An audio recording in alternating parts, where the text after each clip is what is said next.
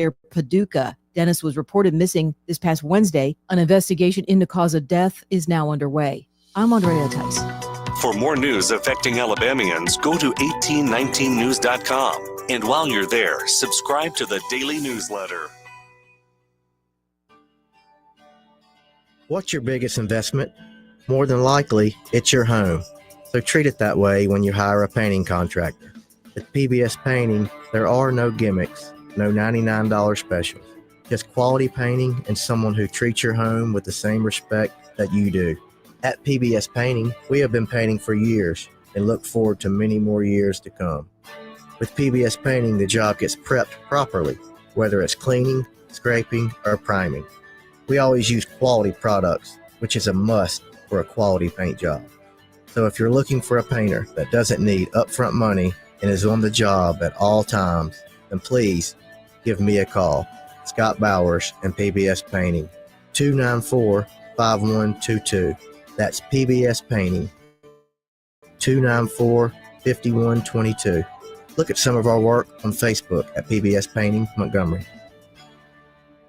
I'm ready. Let me just grab my bag. Sweatpants, huh? Didn't know we were keeping it casual this month. Yeah, I feel bloated every now and then. You have to try new Align 3-in-1 Biotic Gummies. They have prebiotics to nourish good bacteria, probiotics to help relieve occasional bloating, and postbiotics for immune support. All that in one gummy? Yep. So no sweatpants next time? Not anymore. Align 3-in-1 Biotic Gummies for gut health support. These statements have not been evaluated by the Food and Drug Administration. This product is not intended to diagnose, treat, cure, or prevent any disease. It's time to find appliances that fit your needs and your style at the Home Depot. Shop Spring Black Friday savings and get up to 35% off select appliances like GE Profile, plus free delivery. From all-in-one washer-dryer combos that can wash and dry a full load in under 2 hours to feature-loaded refrigerators with built-in autofill water pitchers, GE Profile has appliances made to simplify your life and elevate your home. Shop Spring Black Friday savings on top brand appliances and get free delivery happening now at the Home Depot. Free delivery on appliance purchases of $396 or more. Offer valid April 3rd through April 23rd. U.S. only. See store or online for details. The views and opinions of the following program are solely those of the host and other contributors. These do not necessarily represent those of Liberty Acquisitions 825, Blue Water Broadcasting, its management, staff, or any advertisers.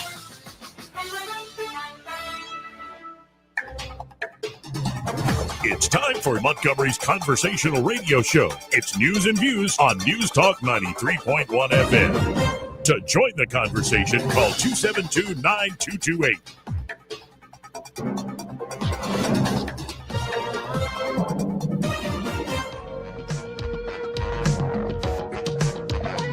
This is the Trump country. We live in the Southeast. We drink sweet tea. We don't drink socialist Kool-Aid. Joey Clark. Welcome into the program here on a beautiful Friday out of Montgomery, Alabama. I think I'm on the other side of dealing with all the allergies. Eddie Bader in the house, as he is every Friday, and it's Craig Munger. How you two gentlemen doing today? Hi, I'm doing all right. Just all right? Yeah. Definitely ready for session to be over.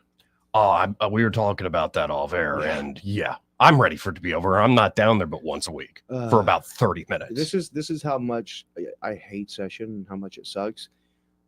Thursday, I am going to go witness another execution in lieu of staying at the State House. And you'd rather do that? I would rather do that. Wow. Yeah. For folks who don't know, if you're just tuning in online, looks like we got a good few online. This is a talk radio show out of Montgomery, Alabama. We cover local stuff, state stuff, but of course, national, international, quick rundown of headlines happening today. Of course, it is Good Friday, and it's a good day. I think what I put on Facebook is today is the day of the mob in the name of the law, sacrificing an innocent scapegoat. But, you know, that's kind of like every day, if you really think about it. Yeah, he kind of, you know, we could get into that. Solemn day, though. If you ever go to a service on this day, it's, you know that it's going to get better in the next few. But when you really live in it, well, it's a good reminder. Moving on, though. Will Tesla's unsupervised full self-driving, which is, I love that. It's already full self-driving, but it's supervised. Can we do it unsupervised? That's literally being rolled out into Austin, Texas at the moment.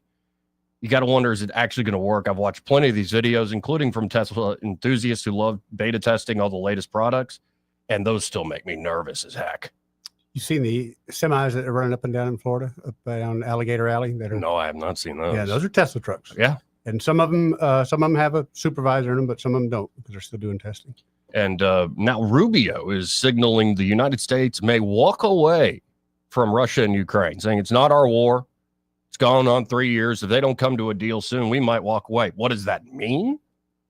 What does it mean exactly? It sounds like they'll literally just walk away and work on the periphery of these things and let it sort itself out. We'll see.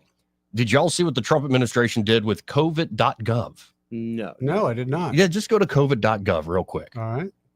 It's sort of an epic troll. Now, these are things people knew and called months into the pandemic.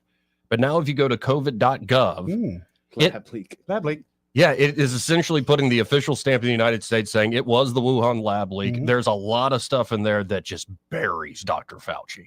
Oh, I'm sure. And I think it's a fantastic PR move by the White House. Again, this is stuff we've known for how long? Nah. Yeah. But 2 weeks in. to see it on the official government website, all splayed out and spelled out for folks. Yeah, I think this is right. But do you remember the days of, it was a pangolin in the wet market? Yeah. And a lot of folks are saying, the lab leak theory, if you call it the China virus, sometimes I call it the Kung flu. Kung flu.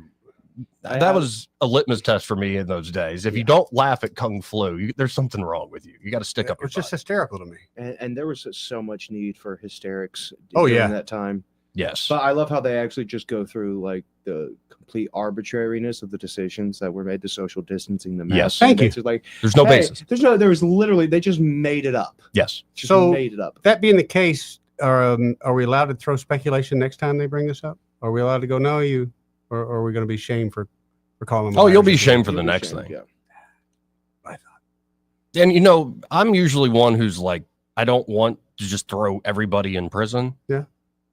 But I make a special exception for Dr. Fauci. I would not even cry a single tear. I wouldn't make a peep about that. Dr. Fauci in particular. I'm not a fan of Dr. Fauci, but you got to lay some blame down on the sheep, man. Oh, yes. But I'm talking about in terms of criminal, just depraved, corrupt activity and behavior. That guy's got a special place in the inferno. Oh, yeah. Moving on from that, though, did y'all see the whole, I've been trying not to talk about it, but it just becomes more and more outrageous. The controversy at the Anthony family press conference. Oh my God, dude. I know. I can't. This is why I've hesitated. It's Yeah. just heartbreaking and enraging and all the emotions. Right. I actually wrote about that, talk about this afternoon. I'm so torn over, I can't believe this is what they're calling justice. I'm just. And after what happened, folks, is the father of Austin Metcalf showed up at the public press conference, the presentation by the legal team there for Carmelo Anthony. The father did just stood there. I don't think he said a word. I don't think he did. By the way, later that night, after they shamed him for even showing up, later that night, he was swatted. Are you kidding me? No.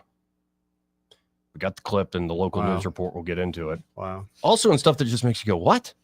RFK Jr., I haven't gotten to it yet this week, came out with that big speech about we're going to get to the bottom of what is causing autism.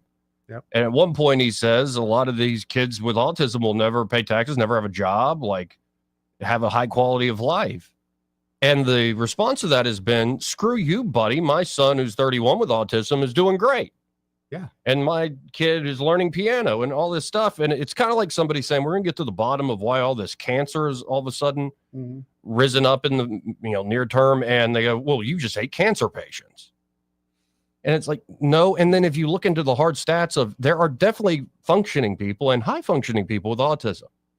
Yeah. But there are a lot who aren't.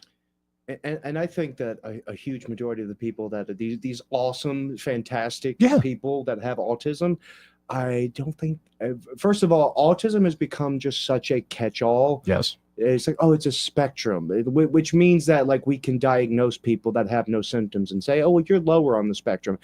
To the people that, have to strap on a helmet to their 17-year-old giant of a son, and so he doesn't bash his head to a bloody pulp while he sleeps, and who can only eat chicken nuggets that are separated by animal, or like animal nuggets based on animal type.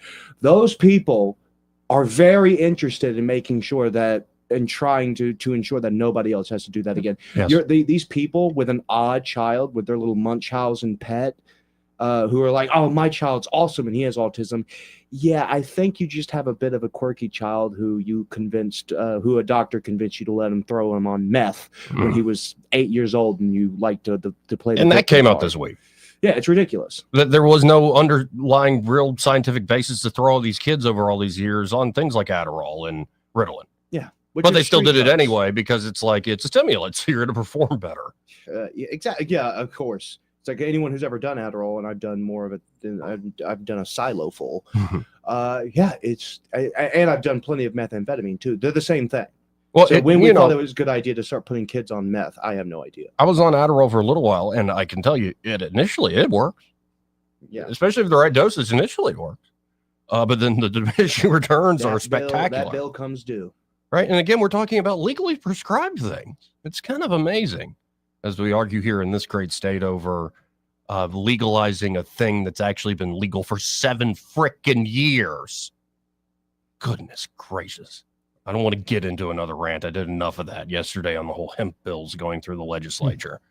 Now, did you see also Senator Van Hollen? He goes down to El Salvador. And, they're talking about how this guy was sent to like a death camp and a torture chamber. And I mean, that prison is no joke. It's hardcore. But when Van Hollen goes to meet him, they literally have photos of Van Hollen talking to this guy who some call Maryland Man. Others like, actually, he's a wife-beating MS-13 member. Right. Yeah, that's the guy. Van Hollen sitting at the table with that guy, sipping margaritas. It's quite an image. And it's, again, everything's a Rorschach test politically. Some are like, this is a huge victory for Van Hollen and them, like getting this guy. And then others are like, no, man. Not even close. Like it shows where your priorities are. And one of the guys who was sharing all these photos far and wide, Van Hollen didn't put these photos out. Van Hollen had a few that he took with shaking the guy's hand and whatnot that the senator's office actually put out. But the guy who put all these photos out of them sipping margaritas, particularly to get, you got to see that salt line on the glass. Rim. It was President Bukele himself. Oh, nice.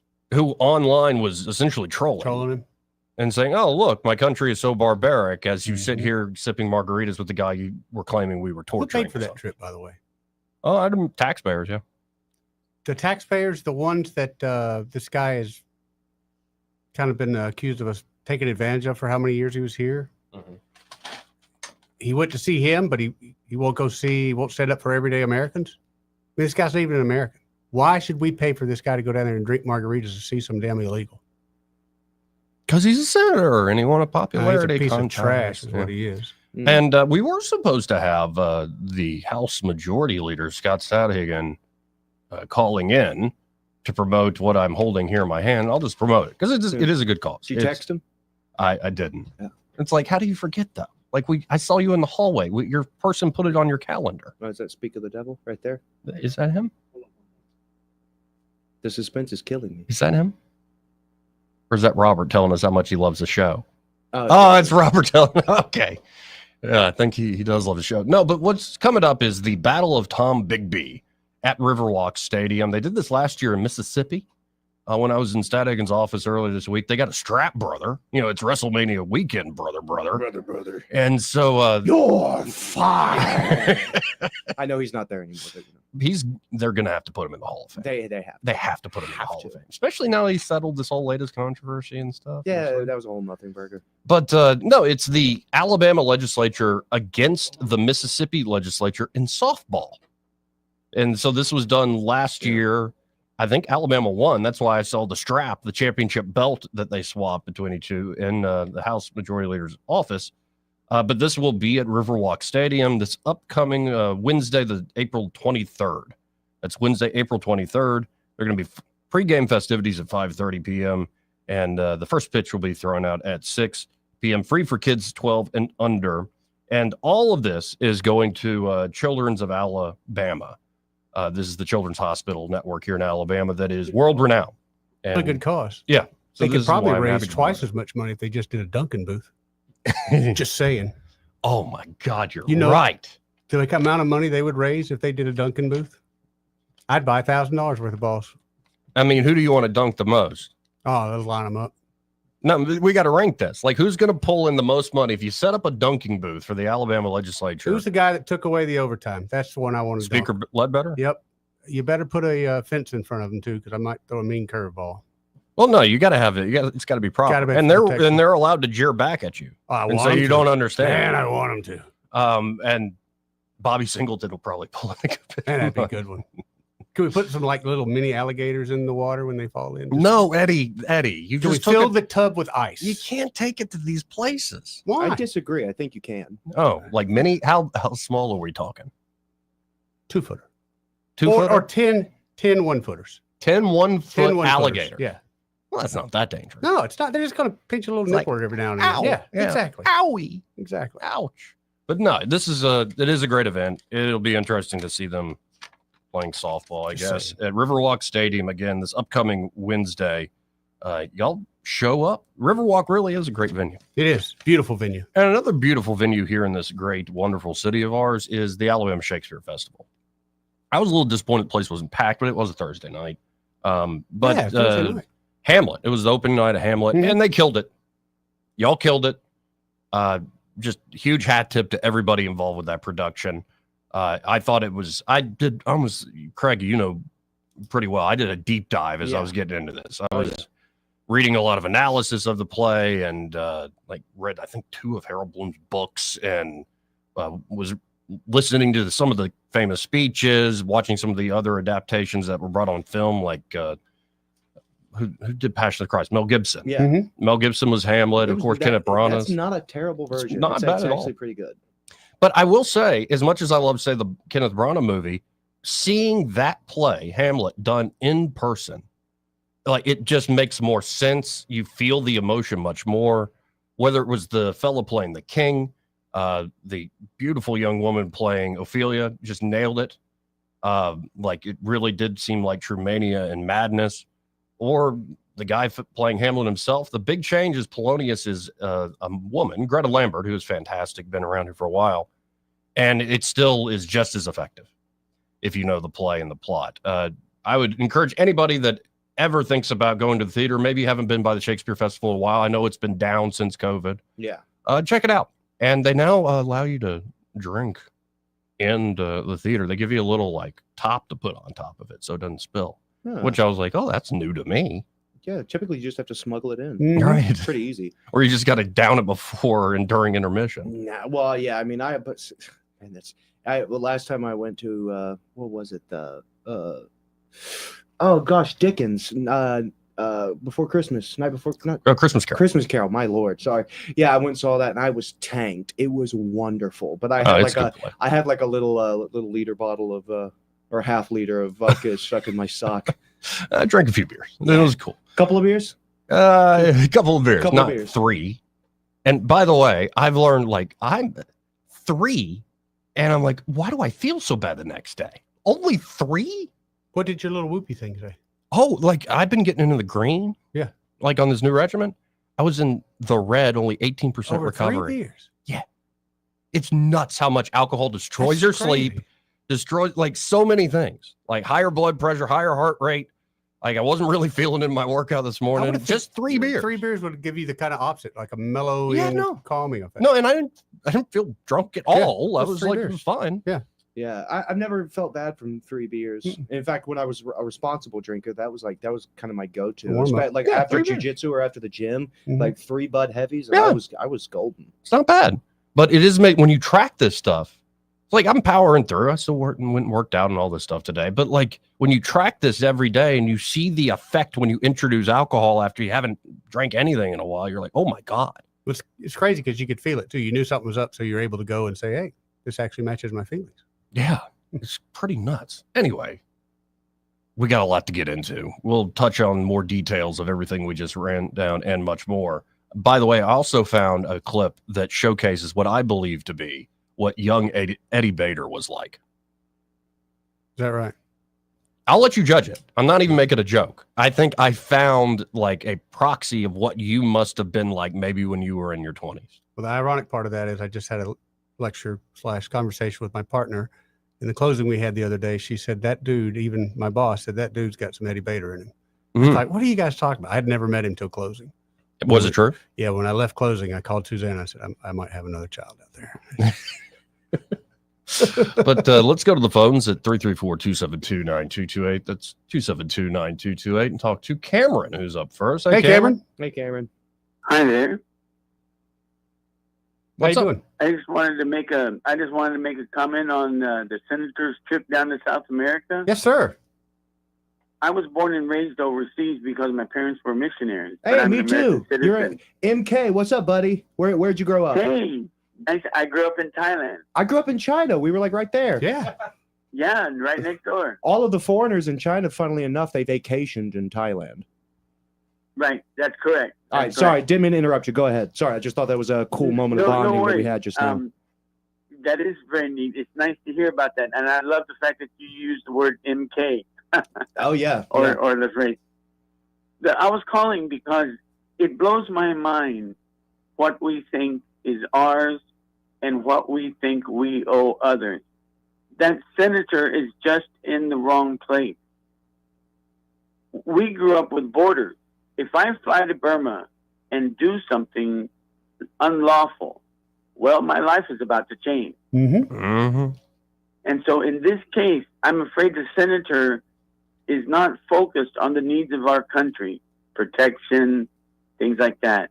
And he's using this just to get attention in what I believe is a non-productive, non-constructive way. Yeah, I mean, fair enough. You're making great points. Yeah. And no argument here. Well, and it's like it's common sense stuff, and yet they're running to defend what seems the undefendable. And I think the whole game is if we could just slow this down enough with process as well as pulling on people's heartstrings, we can stop the actual Trump agenda, even though we keep losing in the polls.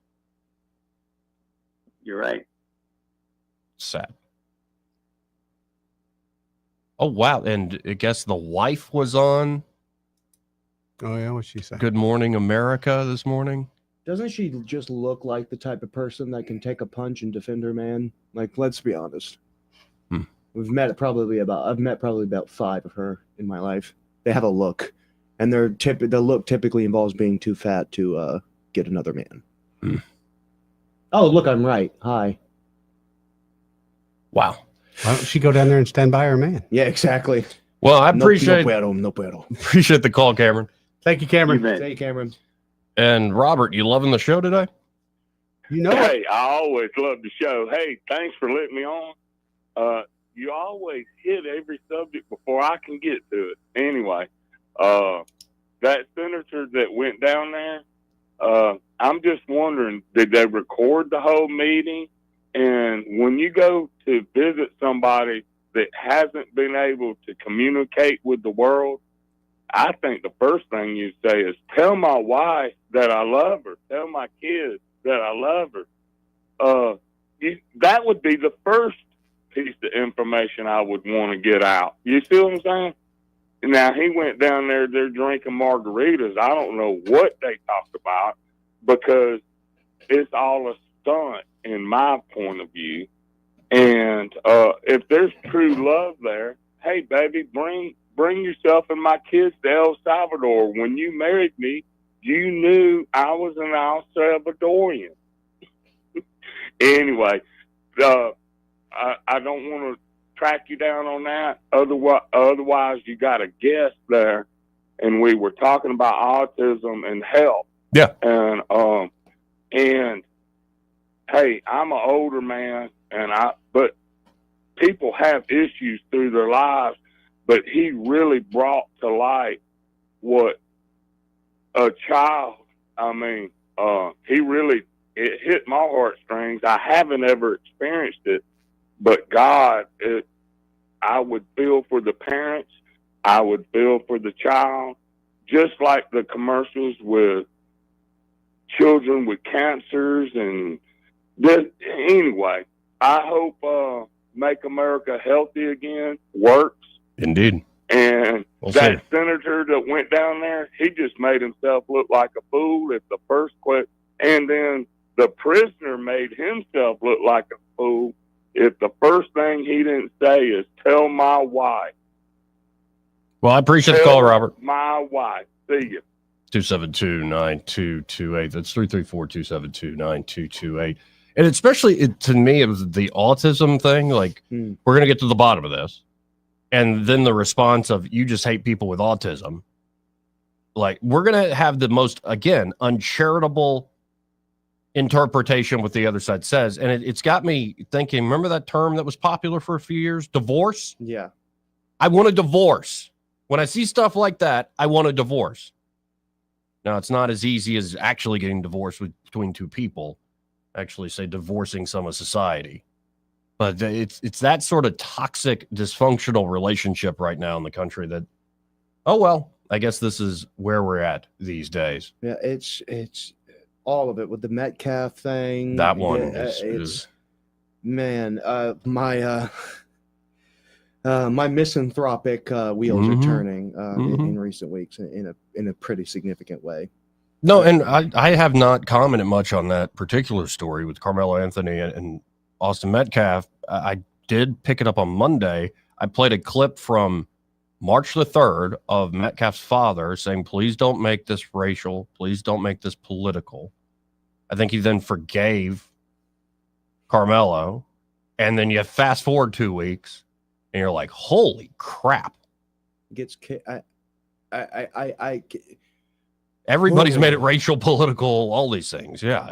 Well, I mean, the family has done something bizarre here where the typical guidance in these situations, lawyer up and shut your effing mouth. Yes.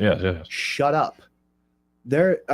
Coming out with these and having their attorney come out and make all of these claims. And then I don't know. Apparently, there's some discrepancies with the house and the car and the GoFundMe money. I haven't read up and gotten complete. My sense is the whole area, all the families involved is very well-to-do, very rich area. So I think a lot of the new stuff in the moving to a gated community that was happening before any of this money that's been raised. But it clearly the press conference yesterday was to play to the people. Oh, they're trying to OJ it. That's what they're going to do. They're trying to OJ it, and it's disgusting. I mean, obviously, if you're a part of any of these like Montgomery groups, watching the Montgomery City Watch, watching some of the commentary there can be funny, but it's actually very difficult to address without. It's a tricky thing to address without dealing with some cultural feelings that are surrounding the entire debacle. That I just think it shows an inherent ugliness in American discourse. And you would think it would come from the father of the person who's dead, but it's not. Or the brother who's tried to save his twin life brother while he was. And by the way, twins, when their twins die, they don't do well. That there's pretty extensive scientific evidence. So no, it should be about that. But no, it's become this racial thing. What? Yeah, I don't even want to talk about it anymore. Well, here's the button I'll put on it, or the bow I'll try to put on it. You're, I'm sure, well aware of Viktor Frankl's Man's Search for Meaning. Yeah. And one of the more fascinating parts of that book is after he escapes and he starts talking about the different types of people like him who are in some of the worst concentration camps, survive but suffer some of the worst abuses. How do they live when they were freed? And some go on and they do great things. It's sort of like you went through hell, now you can face down anything. Others sort of live that quiet life and they're always scarred by it and they don't know where to move on. But he said the more tragic, doubly tragic of some of the folks that escaped these things is that because they suffered such horrors, they now have permission to play such horrors on other people. They have a license to do this now because of what they went through. And I see that dynamic, though it's interesting how, were you in a concentration camp? Yeah. You living here right now? Or are you still blaming something that happened generations ago? Yeah. We're like the... But it's the same mentality. Because so-and-so, my folks suffered, my ancestors suffered. Good to see the other folks suffer. When it's like, none of us were alive back then. None of us. Nobody. Unless some are on Social Security. We have to hit this break. We'll be right back. Want to carry News Talk in your pocket? Download the News Talk 93.1 app from the App Store. Available on iPhone and Android. Never miss a moment. Download now. Hi there, I'm Kim Williams with Alabama Home Mortgage. For many years, my team and I have worked diligently to provide our veterans with top-notch service, as it is our honor to serve those who have served us in the armed forces. Madeline and I are certified veteran lending specialists. Nationwide, there are over 22 million veterans that qualify to purchase a home through the VA loan program, yet less than 2 million of them currently have a VA home loan. Many lenders do not keep up with the ever-changing guidelines and benefits of the VA loan program. They are intimidated by the program, resulting in many veterans not obtaining VA loans. This is unacceptable.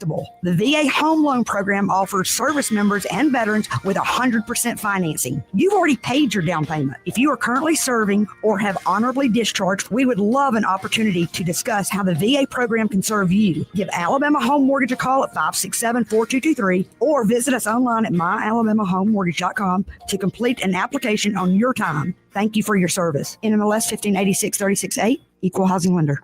For reliable electrical services in Central Alabama, trust the experts at Crosby Electric. Crosby's licensed and insured electricians are ready to tackle any project for your home, from troubleshooting, repairs, to installing new lighting and preventive maintenance. And Crosby understands the need for quality service for small business. Crosby is big enough for the largest job, yet small enough to bring real value. Visit crosbyelectric.com to schedule your service. Crosby, powering Central Alabama with excellence.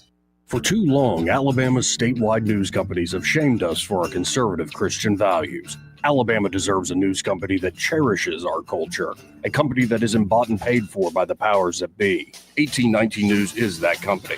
Run by Alabamians for Alabamians, 1819 News celebrates what is good and beautiful about our state, while exposing those who work against our values in secret. Just go to 1819news.com to learn more. Subscribe to our newsletter. That's 1819news.com. Sundays are Lil Crumbs days at Riverwalk Stadium. Kids can celebrate with numerous giveaways throughout the season, including t-shirts, a home run chain, croc charms, hats, and more. And don't forget to bring your favorite furry friend for Bark in the Park on Sundays, presented by WAKA Action 8 News. Enjoy Lil Crumbs giveaways at Bark in the Park only on Sundays at Riverwalk Stadium. For tickets and information, visit biscuitsbaseball.com or call the box office 323-BALL. Hi, I'm Jennifer Pestruccelli, General Sales Manager and co-owner of Blue Water Broadcasting. Even in the digital age, radio remains the most powerful reach medium for connecting with audiences. Its ability to engage listeners, reach a wide and diverse audience, and create real emotional connections sets it apart from other forms of media. Radio's adaptability and easy access ensure its continued relevance now and in the future. Want to learn how radio can work for your business? Visit BlueWaterBroadcasting.com. Blue Water Broadcasting, local folks helping local business. The Rich Thomas Weather Network is brought to you by Earnest Financial. If you're tired of losing your money in the stock market, call David Earnest. 334-279-7431. Earnest Financial, LLC. Rich Thomas Weather.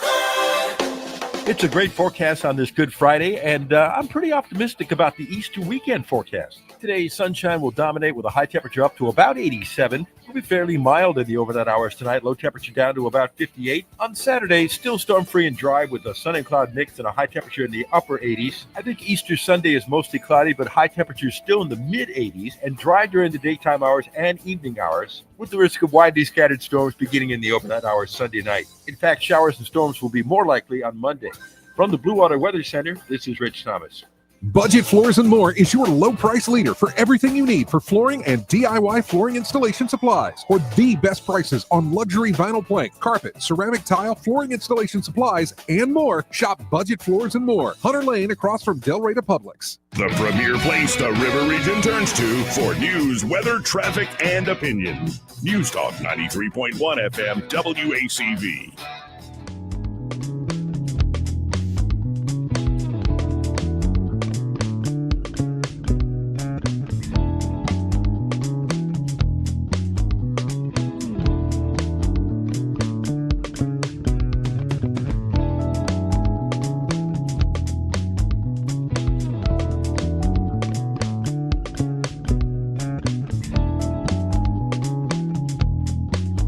Joey Clark. Oh my goodness. We just had a great restaurant called I Taco bring by. I guess it's almost like a burrito quesadilla, burrito taco. Bria, yeah. Is that what it's called, actually? Yeah. Yeah, burrilla or there's also burrilla tacos, and burrilla is a regional variation of barbacoa from Western Mexico. I took one bite and that was a mistake because now I'm just obsessed. Oh, it's so good. It's a complex like a flavor. shredded beef with some cheese. Onion is definitely some in onion there. in there, but that sauce on the and we didn't squeeze the lemon things over. Yeah, we need to do that. Yeah. And this is I Taco here, Taco. AY Taco Yep. here in Montgomery. Here in Montgomery. A little bit of cilantro. That's all. That's the only thing I think it's missing. But I don't know. think there's some in I there. think I see some. Yeah, as I tore it open, I think there's some in there. Looks- Well, but it's more authentic, cilantro. authentic Mexican. It's not your Taco Bell's by no way. This Oh, is yeah. the real deal Holyfield. My goodness. And that beef was Some kinda good. just tender enough and Mhm. juicy. Well done, taco people. Yeah, y'all check out I Taco here in the area. That's AY Taco. Look them up on here. I should just look them Are up. we real sure quick it's not on A1 taco? No, it's actually pronounced I Taco, but I Hey, kind of laugh taco. with the guys like, look, you're in Alabama, they're going to say AY tacos. Right. Yeah, he's kind of noticed that too. A1. Is there a more disgusting, useless sauce than A1, by the way? Hold on, I like the A1 What? Really? for a bad steak. Nothing better on a bad steak disappointed for in an you. A1. Why? It's just a little bit of dried fish. A bad steak needs ketchup. That's all. That's just sugar. This place, y'all definitely check it out. Dadgum, Yeah, that that was tasty. It's on Decker Lane, 8125 Decker Lane in Montgomery. okay. Mm-hmm. Very cool. Great little place inside there. Oh, they got the mariachi band there. I want to keep eating it, but your hands get like all the it's like look at that. extra sauce that you have. You gotta have napkins I ready to accidentally go. drew like half a swastika with the grease on my laptop on accident. Please don't do that. That is so good. Let's go to line one. You're on there. Who's this? Sandy. Hey, Sandy. Hey. The gentleman who called a little bit ago about saying first thing he said was tell my wife I love her. This guy was not legally married. They were common law. Right. So, and had 3 children. But his devotion to her was beating her on a regular basis. So, so he probably didn't know that.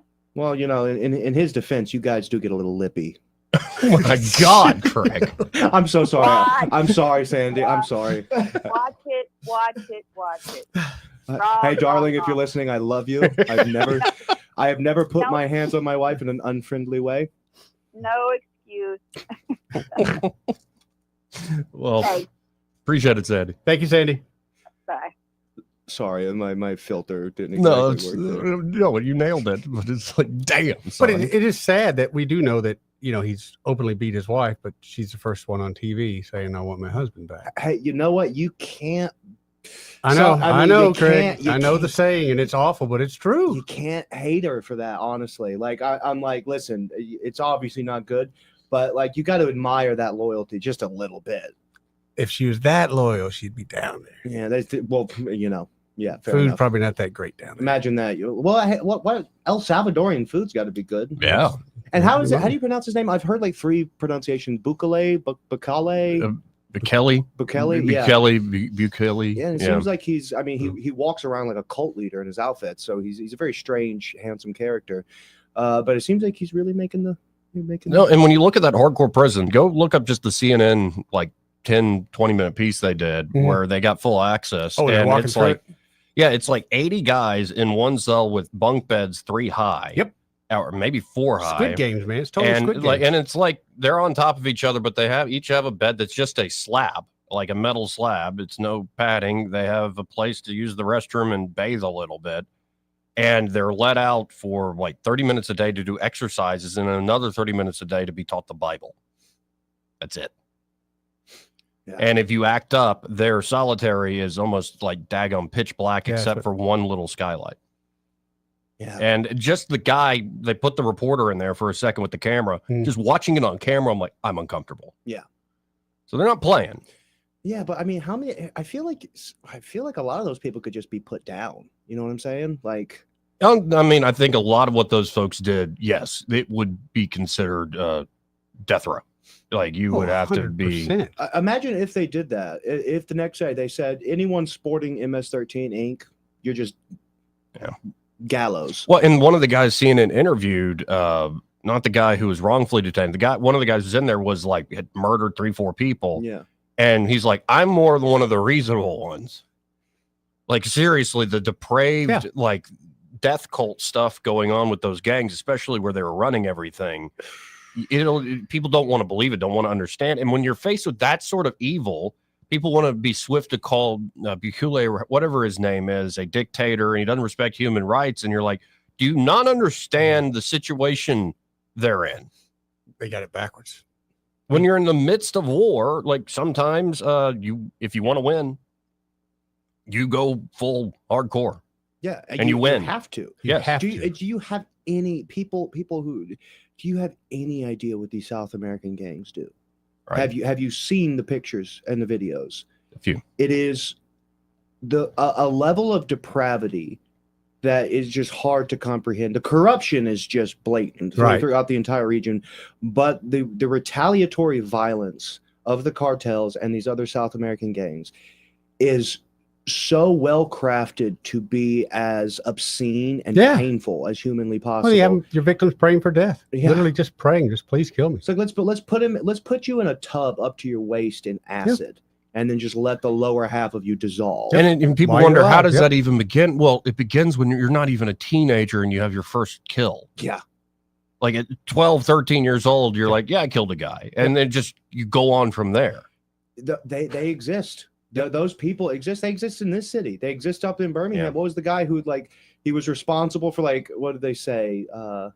Like 50% of the murders or something. Yep. I can't remember, but he's not even 25, and they're charging with killing like 7 people. It's like there's nothing you can do for that person other than put him in a cage or put him and I know it's hard for especially folks with more, say, liberal or utopian cast of mind that we just get the right programs and enough money to fund this or that. Out of people, man. It's like, you can't hug it out. Number one, when you have all those programs, you're going to have people at the bottom who are just no damn good, no matter how much you try to help them and give them. And then you're going to have people at the top running things that are just no damn good That's too. Exactly right. It's white collar thought. You can be sympathetic and still realize, okay, so a person, I am immensely sympathetic, and my heart breaks for people that are born, and I do think it's something that you're kind of molded into when you're young. But if you are an adult who has a proclivity towards sexual attraction to children, you have all of my sympathy. I cannot imagine what torture that must be. But if you touch children, you got to go. I'm so sympathetic to you. You grew up in the barrio and you killed your first man when you were 12. Your dad was a scumbag. Your uncle was a scumbag. Your mom was you have my sympathy. You still got to go. Yeah. You just have to. And it's actually one thing. I don't know if you saw Douglas Murray on Michael Malice's show. I did. It was a much better show than Rogan. And I think that line he had was fantastic. He's like, there's always, Dante was wrong. There's always another level to the inferno. Mm-hmm. Like things you can't even imagine. And it's in certain parts of the world. I think we are just, thank God, we are blissfully unaware. Even when we got it bad, folks aren't doing well here in our country. We got them pretty good compared to some, hell on earth places. Yeah, but it honestly speaks to how spoiled we are as a people, that we're just like, we just need more programs, and we need to, we need this. We need to throw money at the situation. The problem is that the prisons aren't clean enough, and Alabama's prisons obviously do suck. But we're getting that new one. So awesome. Here's the thing. I had a not so terrific, teens, young adulthood. My early 20s. I hung out. I engaged in plenty of criminal activity and hung out with some bad people. When I hear the liberals talk about these solutions for problems and criticize someone like Bukele for what he's doing, I'm like, you've never met a problem. You've never met someone who's just like he'll shoot you in the head in front of 20 people because you stepped on his shoes in a Waffle House, and he doesn't care that he might do all day. Nope. He doesn't care that he's going to go to prison for the rest of his life. Maybe he cares, but it doesn't come into his thinking. Not in the way the normal person. Correct. Well, I mean, I'm pretty sure everyone in this room if we were free from social norms and the law, we probably would have killed a couple people between the three of us. But we normally do that. We go through that value judgment in our head. Like, if I do this, I'll go to jail. There's people out there, they are animals. And there's just nothing you can do. There's nothing you can do to help them. There's nothing. Now, there's obviously a continuum. There's people like, once they cross a certain threshold, they're beyond help. And if you want to get to them beforehand, Yes, sure. good luck. That's the way to do it. But I'm sorry, if you're a guy with tattoos from your forehead to your toes, and some of those tattoos indicate how many people you've killed, I don't think you're going to become a florist next week. What is But what if I always wanted to be a florist and they just never let me? I know all that repression led to murder. I know you think I'm a Sicario, but dance is my real passion. Right. Yeah. I don't think that exists.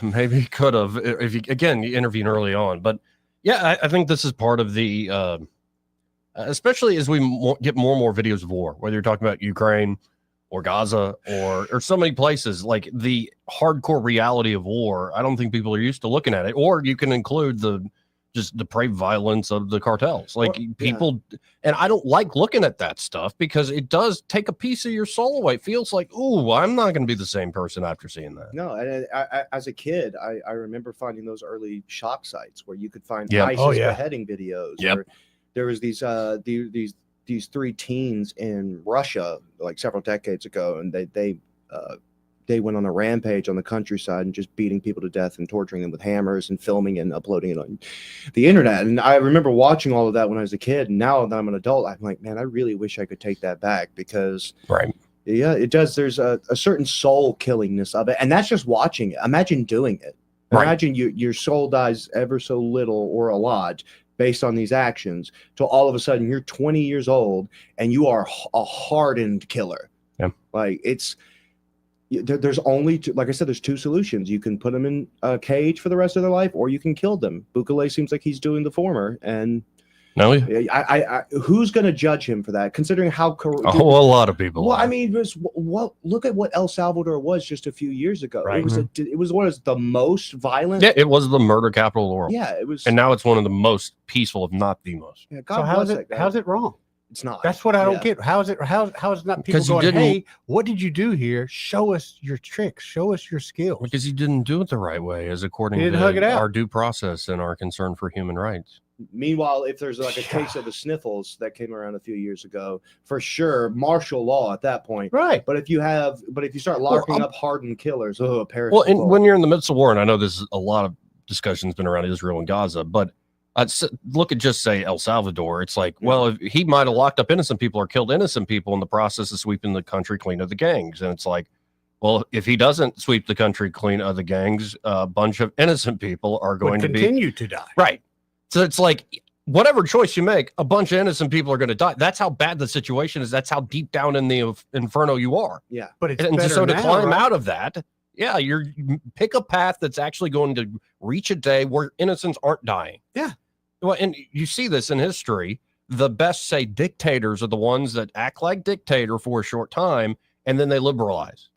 They realize, this is a very fragile system. It's so reliant on me and the system I built. We need to now create reforms that give people more and more liberties. And that's the kind of ideal situation if you're in a really crappy, say, war of all against all situation. Well, that's what Cromwell. That's why Oliver Cromwell is one of my heroes. Well, and this is basic Hobbes. This is basic Leviathan, Thomas Hobbes. So it's, and Cromwell in a way kind of fulfilled that. He's been vilified in popular culture, but Oliver Cromwell is a freaking hero as far as I'm concerned, because he not only did he facilitate the execution of the King of England, but they came to him, offered him the crown, and he was like, hey, dummies, we just killed that guy. Mm-hmm. We gave the power back to the people. Why do you still want a king? Well, and by the way, I know, like, George Washington wasn't a king. George Washington, in a de facto sense, was a king. He could have been king. He could have been president for his whole life. Yep. And another great man who also is, I'd imagine the American Revolutionary War wasn't as sanitized as we now think of it. Oh, no. Yeah, watch that John Adams series. Well, read the book, and then watch the series, and watch, like, you see George Washington's men suffering from like the pox and cholera, and they're malnourished, they're wet, and then Yeah. The warfare. There's a lot. It's funny that you mentioned that because so many Civil War movies have been like really brutal, but a lot of the Revolutionary War movies aren't quite so brutal. The Patriot comes close. Patriot gets close, yeah. but even that is like I think sanitized compared to actually seeing what happened. Have you seen the movie? It's about Henry V on Netflix called The King. No, I have not. Highly recommended. I will check it First out. of all, because you can kind of compare it to the Shakespeare play, and I think King Henry V's story is just fantastic. Very cool. But the level of brutality in the fighting, it's not this choreographed. It's just pure brutality. Yeah.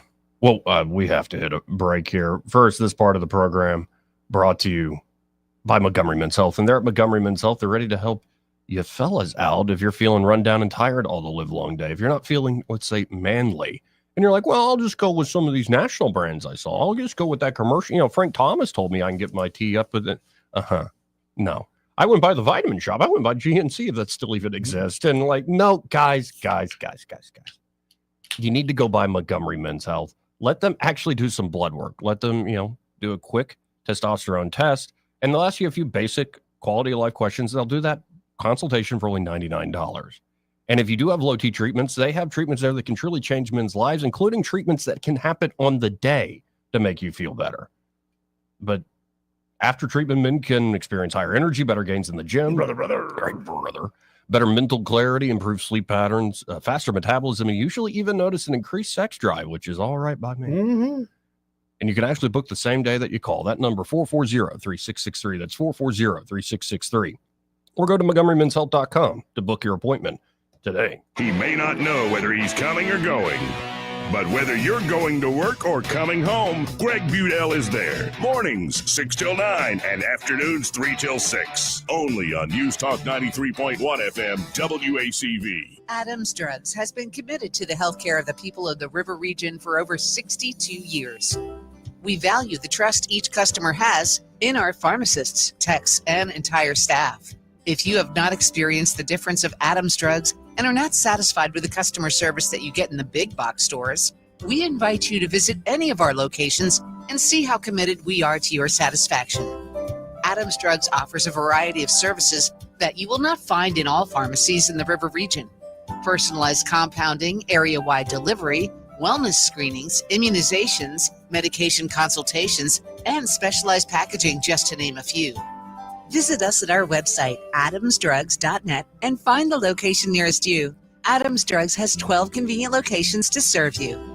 Your satisfaction is our #1 goal. Adams Drugs is your local Health Mart pharmacy. Health Mart, taking the time to listen and care. Trustworthy, accurate, immediate. Carrying your voice across the River Region. News Talk 93.1 FM, WACV.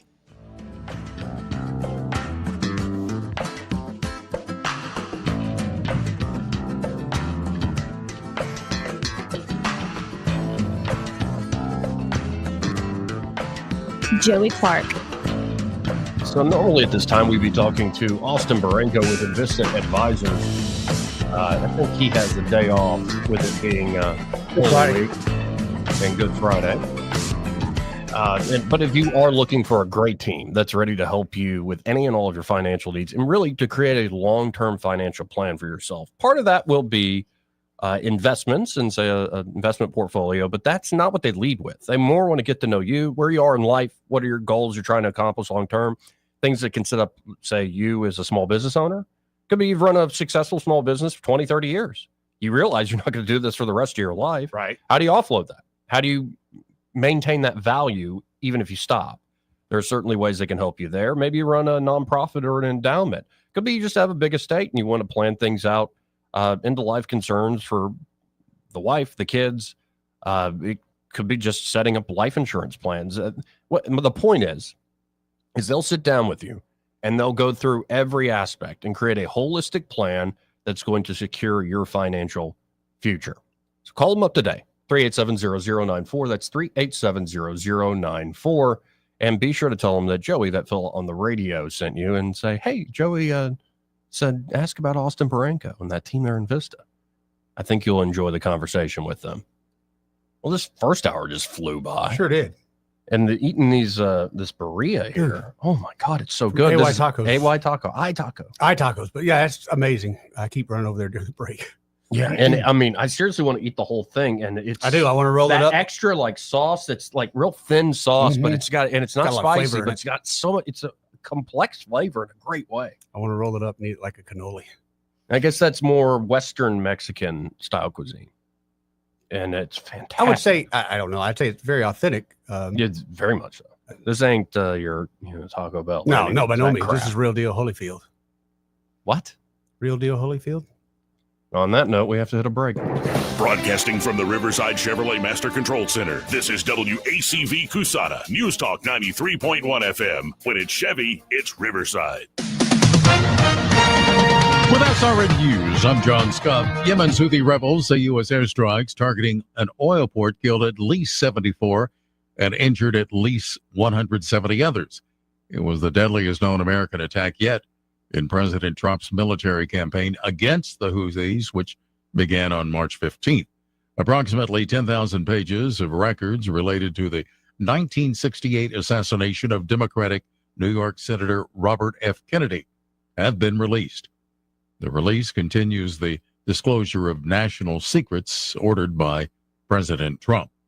Eric and Law Menendez's bid for shorter sentences has been delayed again due to disputes among prosecutors and their lawyers. An LA judge said discussions over the admissibility of the state parole board's risk assessments will be considered during a new hearing. That hearing on May 9th. This is SRN News. Your dog's diet should be as colorful as yours.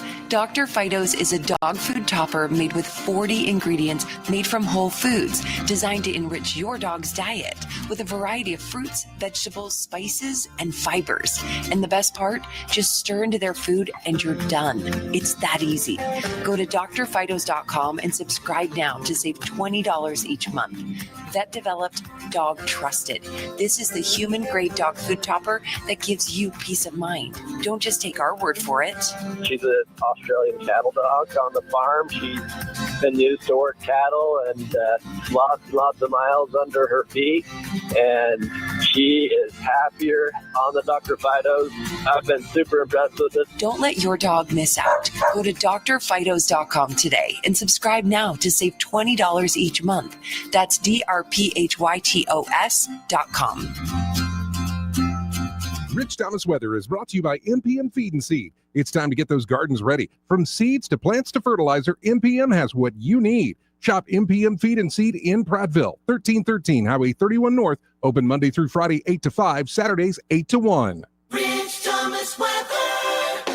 It's a great forecast on this Good Friday, and I'm pretty optimistic about the Easter weekend forecast. Today, sunshine will dominate with a high temperature up to about 87. It'll be fairly mild in the overnight hours tonight. Low temperature down to about 58. On Saturday, still storm-free and dry with a sun and cloud mix and a high temperature in the upper 80s. I think Easter Sunday is mostly cloudy, but high temperatures still in the mid-80s and dry during the daytime hours and evening hours, with the risk of widely scattered storms beginning in the overnight hours Sunday night. In fact, showers and storms will be more likely on Monday.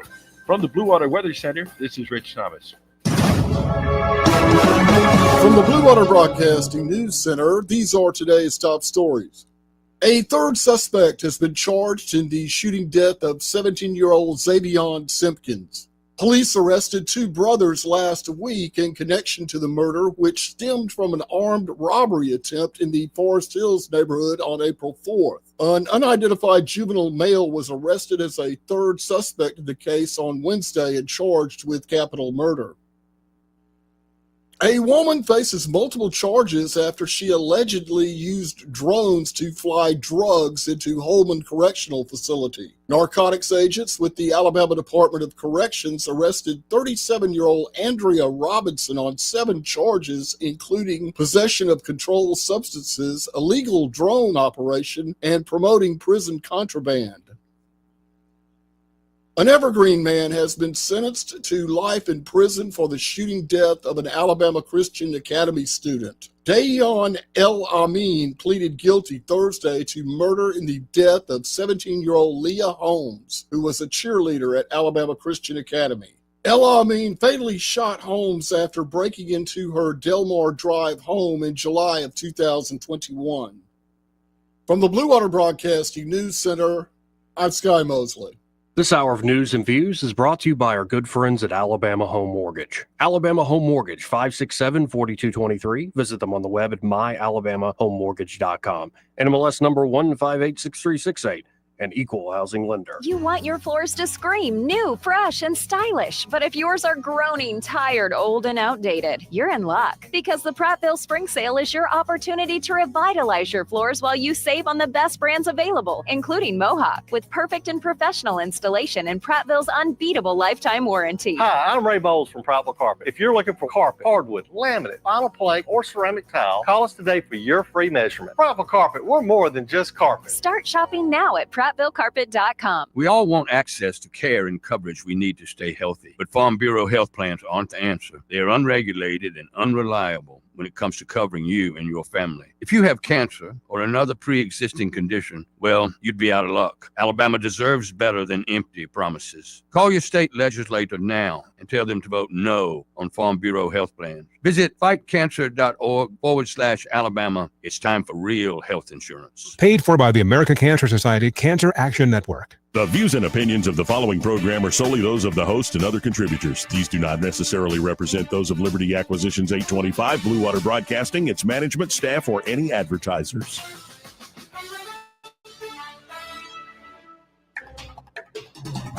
It's time for Montgomery's conversational radio show. It's news and views on News Talk 93.1 FM. To join the conversation, call 272-9228.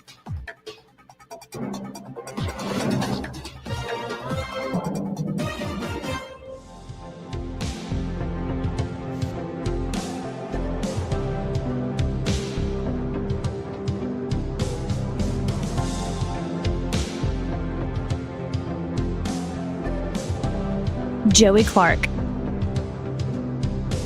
Welcome back. 272-9228 if you want to get in on the conversation, as the big voice says. Eddie Bader here in the studio today, and what does your shirt say? Oh, this is a Busch Light shirt. Bad day to be a Busch Light. Oh, you about to down some Busch Lights? No, I just grabbed the wrong shirt. I meant to grab the swamp thing. Drain the swamp shirt. Yeah. Well, yeah, it's all right. I've been in a hurry here a lot. I almost wore my birds aren't real shirt today. But I was like, yeah, it's true. You have more people agree with you when you wear that shirt. People come up and tell you you're right. No, it seems like, by the way, everything, all the things are being questioned now. Everybody's got a hot take on everything you might have taken for granted or assumed to be true, on everything. And a lot of times they're coming up right. Yeah, but a lot of times they're coming up wrong. I'm fine with that, though. Or shouldn't we? No, I'm fine with everything, it. Right? I'm fine with it. We exist in a world where this is going to be the case. Mm-hmm. But it is remarkable how much is like being torn down in a lot of different ways. And the one thing I don't like is the dynamic of like it, because the alternative people said it and it's not the official narrative, then it must be true. And it's like, have you thought of maybe the official narrative and the alternative narrative are wrong? Both? Yes. Wrong?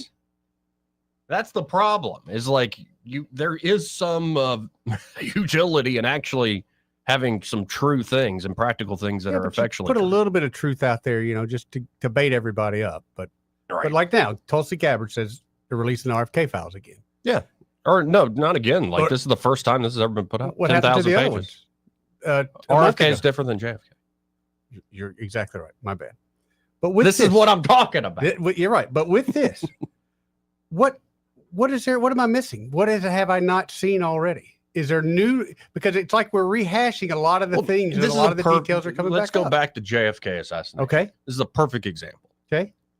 It is great they just did a mass release. Yes. Here's all these documents. But what I've been waiting for is folks who say are historians who have actually written books about this and have stood the test of like other people competing with them. And they're like, no, this guy's pretty legit. I want to know what that guy thinks, because he already has the whole story and structure in mind. And now these new releases, he can fill in the rest of the puzzle, as opposed to somebody who's like, I just got a brand new puzzle. Let's put it together. It's like, you might get it right, man. Fresh eyes are always warranted, but it's like, yeah. But if they haven't commented yet, that makes me think there was nothing new. They've had time to take it in, right? The last thing I saw on it was a guy like that, a historian who was on Piers Morgan. He said, this moves the ball down the field, but they're still holding on to stuff. Yeah, there's no doubt. Again, it's our government. I don't trust them when they say you can trust me. But you also get a lot of, out of the JFK files, you get a lot of the crazy stuff. Like we had a remote viewer who figured out where the Ark of the Covenant is. It's very strange to me. Now, have you gotten on this rabbit hole of Trump talking about, we have weapons nobody even understands? I know what he's talking about, but yeah. And then the top scientists, like the chief science officer there at the White House, started talking about how we've annihilated like time and distance. Mm-hmm. And there's that video, remember the plane with the orbs and how it essentially just disappears? It goes, yeah. It's like, have they figured out warp technology? You can go down that rabbit hole of Donald Trump as a time traveler. If that's true, then nukes are fairly useless. Like you try to fire a nuke, they just warp it right back at you. Right on the launch pad. The Uno card, reverse card on you. And maybe they've been holding this stuff back for a while because there's been a lot of stuff that's leaked out for over the decades. And folks like, we got Star Trek technology, we got this or that, and they put some stuff out. I wonder, do they hold back on certain breakthroughs because it would be so disruptive? Yeah. Okay, you probably don't remember this, a little bit before your time, the hoverboard. Oh, yeah. It was a real thing, but they didn't release it because too many kids would hurt themselves. Sure. You know what? It's on the TikTok shop right now. They let it out. So By the way, 20 years later. That seems a little different than like, we figured out teleportation and warp technology, and you're talking about a hoverboard? Your analogy is the hoverboard. Just the hoverboard's just the beginning. Okay, instead of standing on it, I can put those things on my arm. I got a jet packet, rocket backpack. Yeah. There's a million things you can do with the hoverboard. I could hoverboard across the world. You could be Iron Man, yes. Nah. You don't want to be Iron Man? No. That first movie still holds up. I love It's a shame what Marvel has become. That was the that great first Iron Man, still a kick-ass movie. Well, to me, Batman, one of the first Batmans to me, and I'm my age, I think, but that was the best Batman to me. Well, and my grandfather apparently had watched all the Marvel. He had not watched the culmination, Infinity War and Endgame, so we recently watched that. Yeah. Those movies definitely They're pretty good. I like that. I like Infinity War better because they essentially did a Shakespearean tragedy where the bad guy wins. Yeah.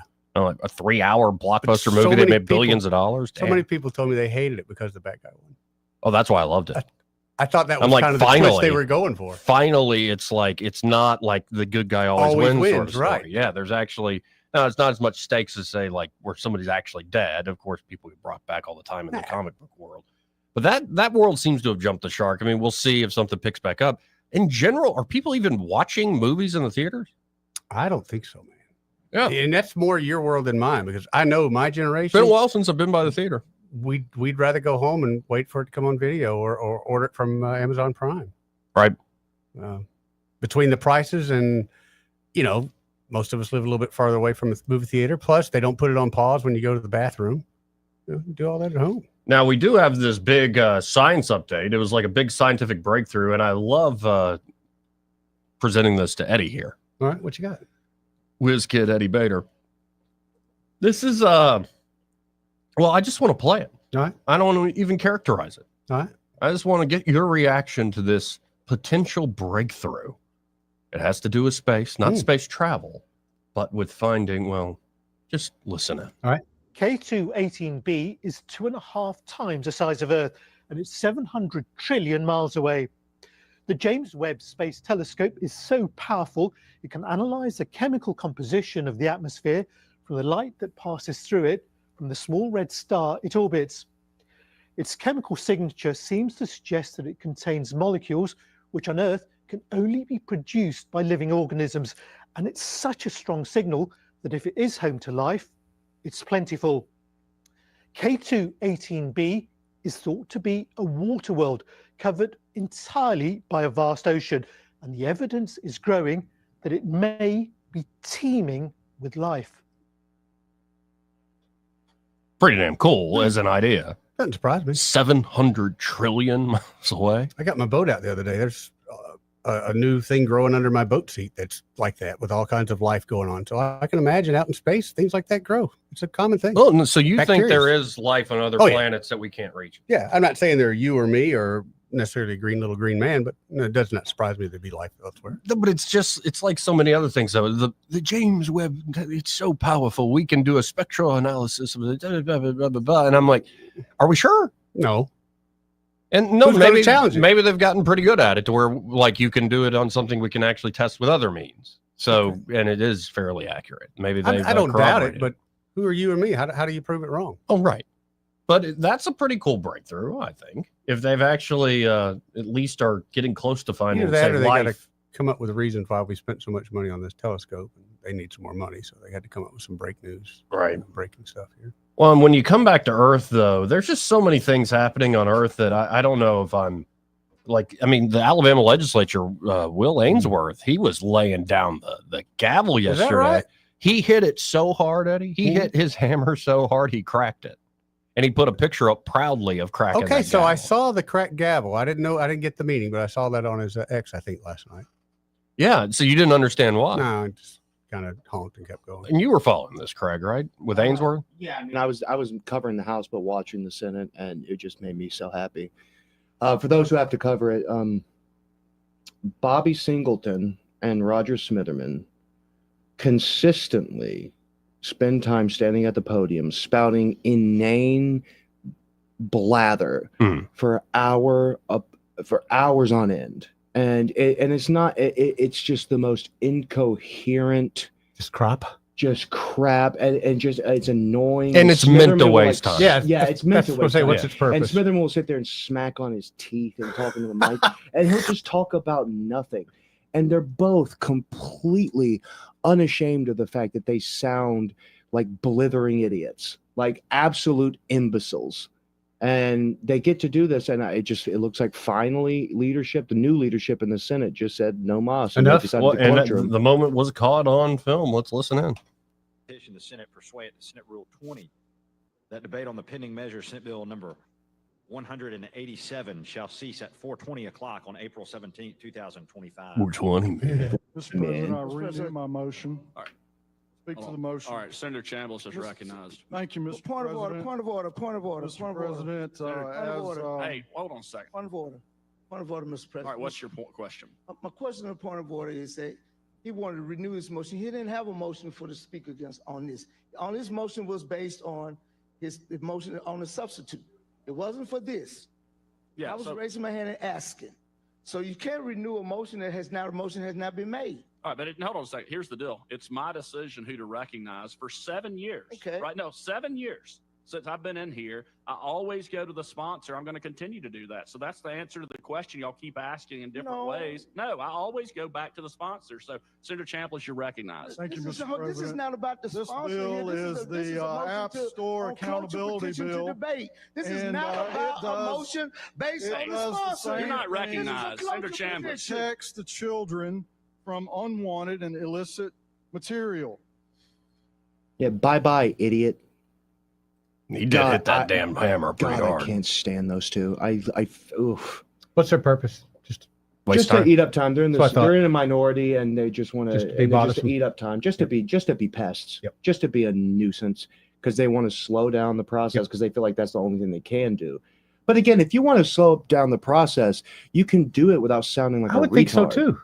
Do some research. Come up with some counterpoints. Which is like, I went down there, I got me some, what I did last week? I got me some peanut butter and put it on some Oreos. And let me tell you, that was so good. Like, That does literally sound that good. inane. Sounds great. Just, you can't even quote them.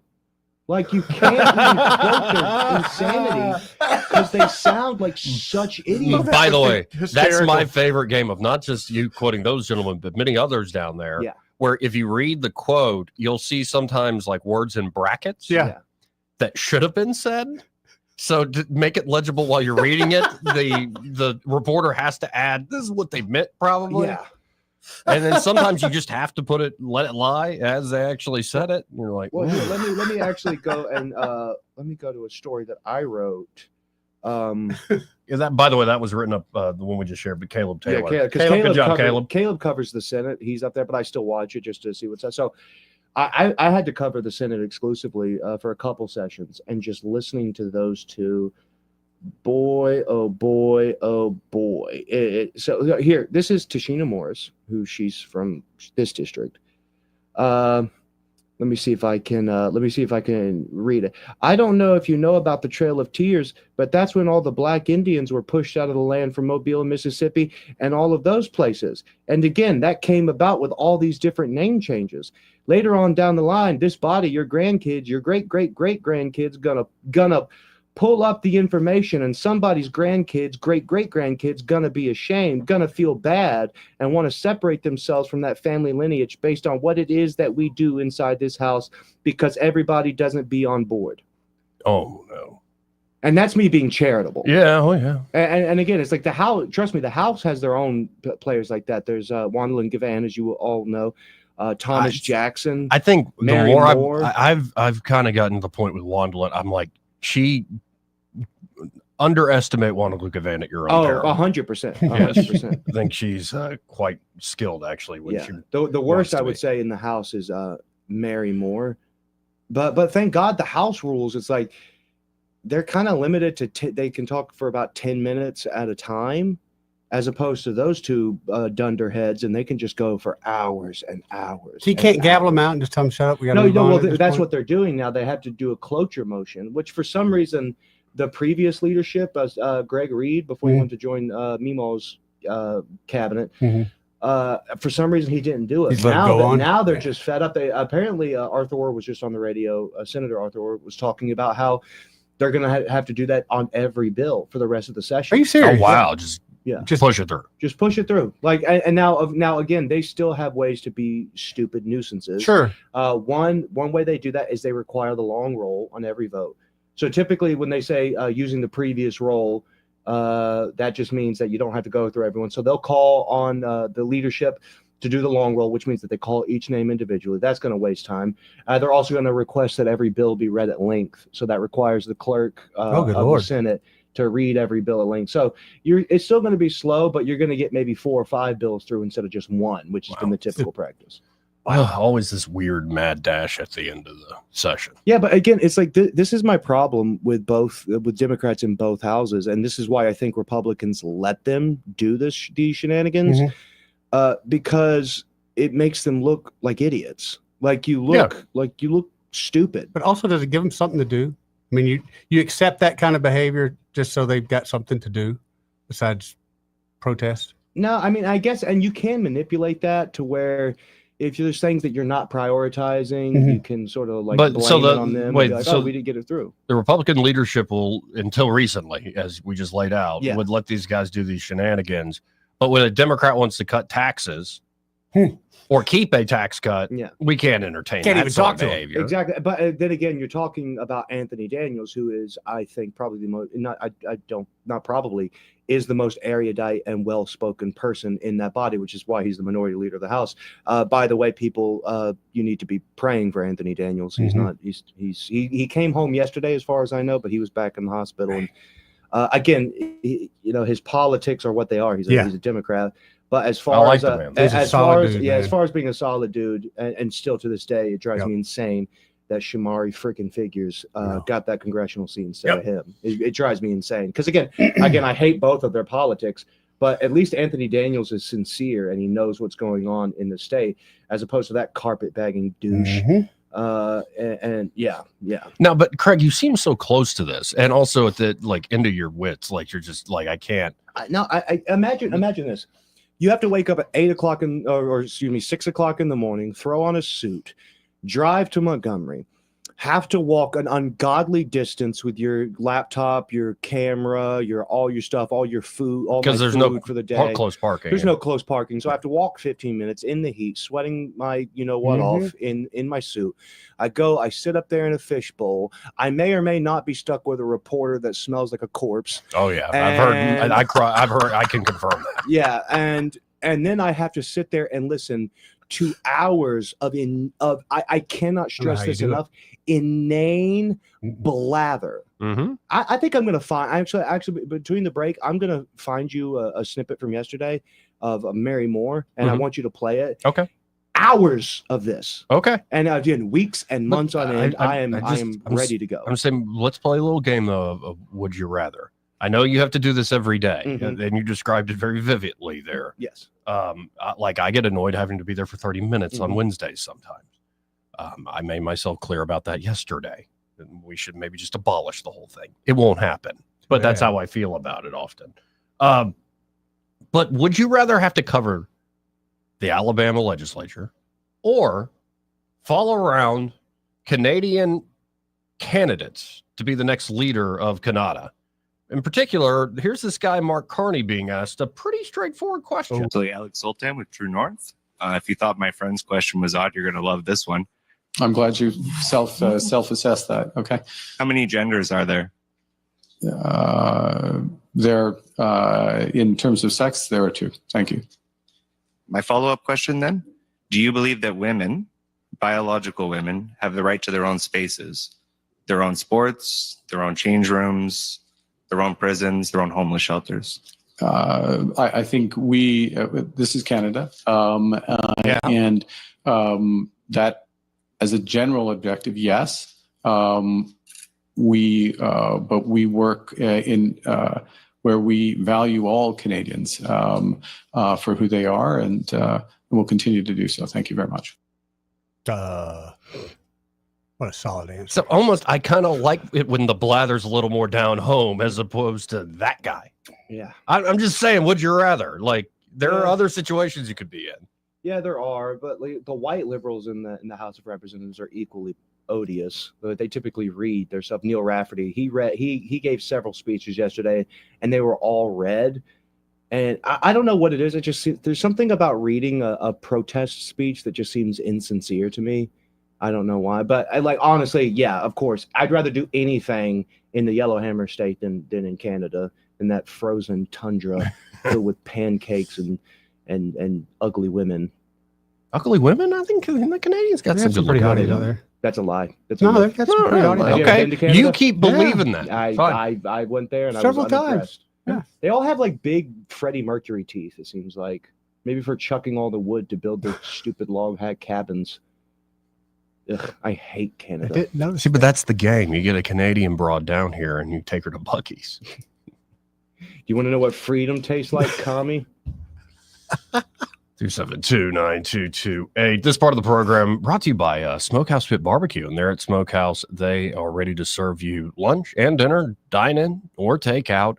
And it's to die for. They're back to the original recipes that made them famous all those years ago. They have a true pitmaster running things these days. You can get great ribs, like pork spare ribs or brisket or a big old pulled pork sandwich, camp stew, and talk about them fixins. Oh, I love some of that. I'd love some Mac and macaroni and cheese. cheese right now. I'd take some fried okra. I'd take some fried green tomatoes. Would you like some peach cobbler, banana pudding for dessert too to finish it off? Oh, yes, I would, Joey. And then don't forget, folks, they do breakfast Tuesday through Sunday. That's right. That is amazing. I think we're going to big old sides. I think we're going to hit it for breakfast in the morning. We've got a youth soccer game in Millbrook, so I told Susanna. What you going to get? Custom biscuit? No, I'll probably go with an omelet again with some Kaneka Omelet? sausage You in there. get some cheese grits? You know I'm going to get some cheese grits. Yeah, That's my those cheese grits, appetizer. those are the best thing. They are. See, I'll check out Smokehouse Pit Barbecue today. Same location they've always been. That's Main Street in Millbrook. And be sure to tell them that Joey and Eddie, those fellas on the radio, sent you. Let's go to line one. You're on there. Who's this? Hey, this is Urbanite. Hey, Urbanite. Yeah, this is for my lost brother Craig. Man, that was a damn good invitation. Oh, I appreciate it. I tried my best. I have a lot of practice listening. I got a question for you. When you were in China, you obviously had friends that were, I guess they were brats from the missionary societies. Did you have any corporate friend brats or military friend brats? Oh yeah. There was we had a consulate in our city, so there was plenty of Marine families, and consulate official families, and they were actually the most unbearable because they sort of felt superior to everyone because they got access to all the American food, and toys, and houses, and cars. And I hated them. Anyway, you You're clearly, are you from here genetically or from somewhere else? I was, well, see, that's kind of, yeah, I was born in Montgomery, but I left to China when I was 6 months old. Oh, wow. And Right, then I made frequent trips back, lived in Michigan for a little bit, but traveled all over the place. I didn't settle back here until I was about 15. So half of my How life long has did it been take spent you in to a get rid of foreign your country. accent? Say that again? How long did it take you to get rid of your accent? Well, funnily enough, my redneck accent, I thought it was still kind of there. not your indigenous accent, the one you probably picked up when you were speaking Chinese most of the time. Oh no, well, honestly, here's the thing. My friends in China, my friend group was a Kiwi from New Zealand, a girl from South Africa, a guy from Kenya, a Canadian kid, an Australian kid. A few people from Alabama were actually there too. So I didn't have any concept of an accent that I had. So I honestly still don't. I'm not aware of any accent that I have. So honestly, the people around me would be a better person. No, compared to most of the folks, Republicans and Democrats both in the legislature, you have no accent. Really? Some of these other folks, I'm like, oh my God. The problem is I turn it just, on. Like it comes on depending on my audience. Like if I'm talking about like, doing woodwork or whatever, it'll come out. Yeah, you got to put the get the liquid nails out of there. Like it just kind of comes out. But I honestly don't know. Well, you, sir, Urbanite, what accent do you think I have now? No, you have a generic accent. I think you're pretty much almost Nebraska. Nebraska. She said Nebraska. Okay, I can live with that. No, that's about right. I was sort of panicky about having a southern accent when I came back. A Midwestern accent. Say that again, buddy. No, say that again. We didn't hear you. I said more Midwestern, almost Midwestern, like a Cleveland, something like that. Mm-hmm. Hey, I don't I'm sorry, hate say that that at all. again. Like a Cleveland accent, something like that, like a Midwestern accent. Yeah. There's worse accents to have. Oh yeah. All right. Y'all take care. You See too, you, everybody. right.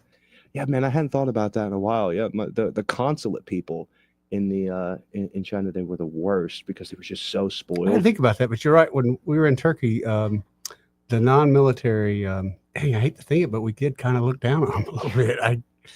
They didn't have the benefits that we had, and you need me to go to the BX for you? Yeah, It's gonna cost you. exactly. Like walk around, like you're coming out there, and they'd walk out with like a Dr. Pepper, and like, hey, where'd you get it? Because when we were there, it wasn't exactly the easiest thing to get. I imagine foreign imported food. It's much easier now. Yeah. Like there are times where I would have like pimp slapped my grandmother to get a to get a Dr. Pepper, and then these consulate buffoons would just walk around like, yeah, we get this stuff all the time, and then you wanted to kill them with a hammer. Did Eddie have an accent? Yeah, you do. I do. I guess there are times I do. But I do. Yeah. Yeah. Like Craig said, it comes out depending on what you're doing. I mean, mine's not that prominent, but compared to say folks from other parts of the country, it's Oh certainly yeah. there. Yeah. No doubt. Well, the problem is because like the criminal aspect of my younger years that I talked about earlier, occasionally that will come out, and it sounds a bit ingratiating because it sounds sort of ebonic. Just depending on just depending on the situation. So yeah, I'm a bit of a chameleon when it comes to my accent, and I think you should be. I think you agree. should be dialectically multilingual. I knew you were always code switching on me. After 2 days in Jamaica, I'm Jamaican accent. Yeah, 100%. It's hysterical. It's hysterical. No, I don't you do. even catch myself. Yeah, you are the bush gonna. light. He like the bush light. You are going to mirror what you're around and what you're hearing. Yeah, certainly happens.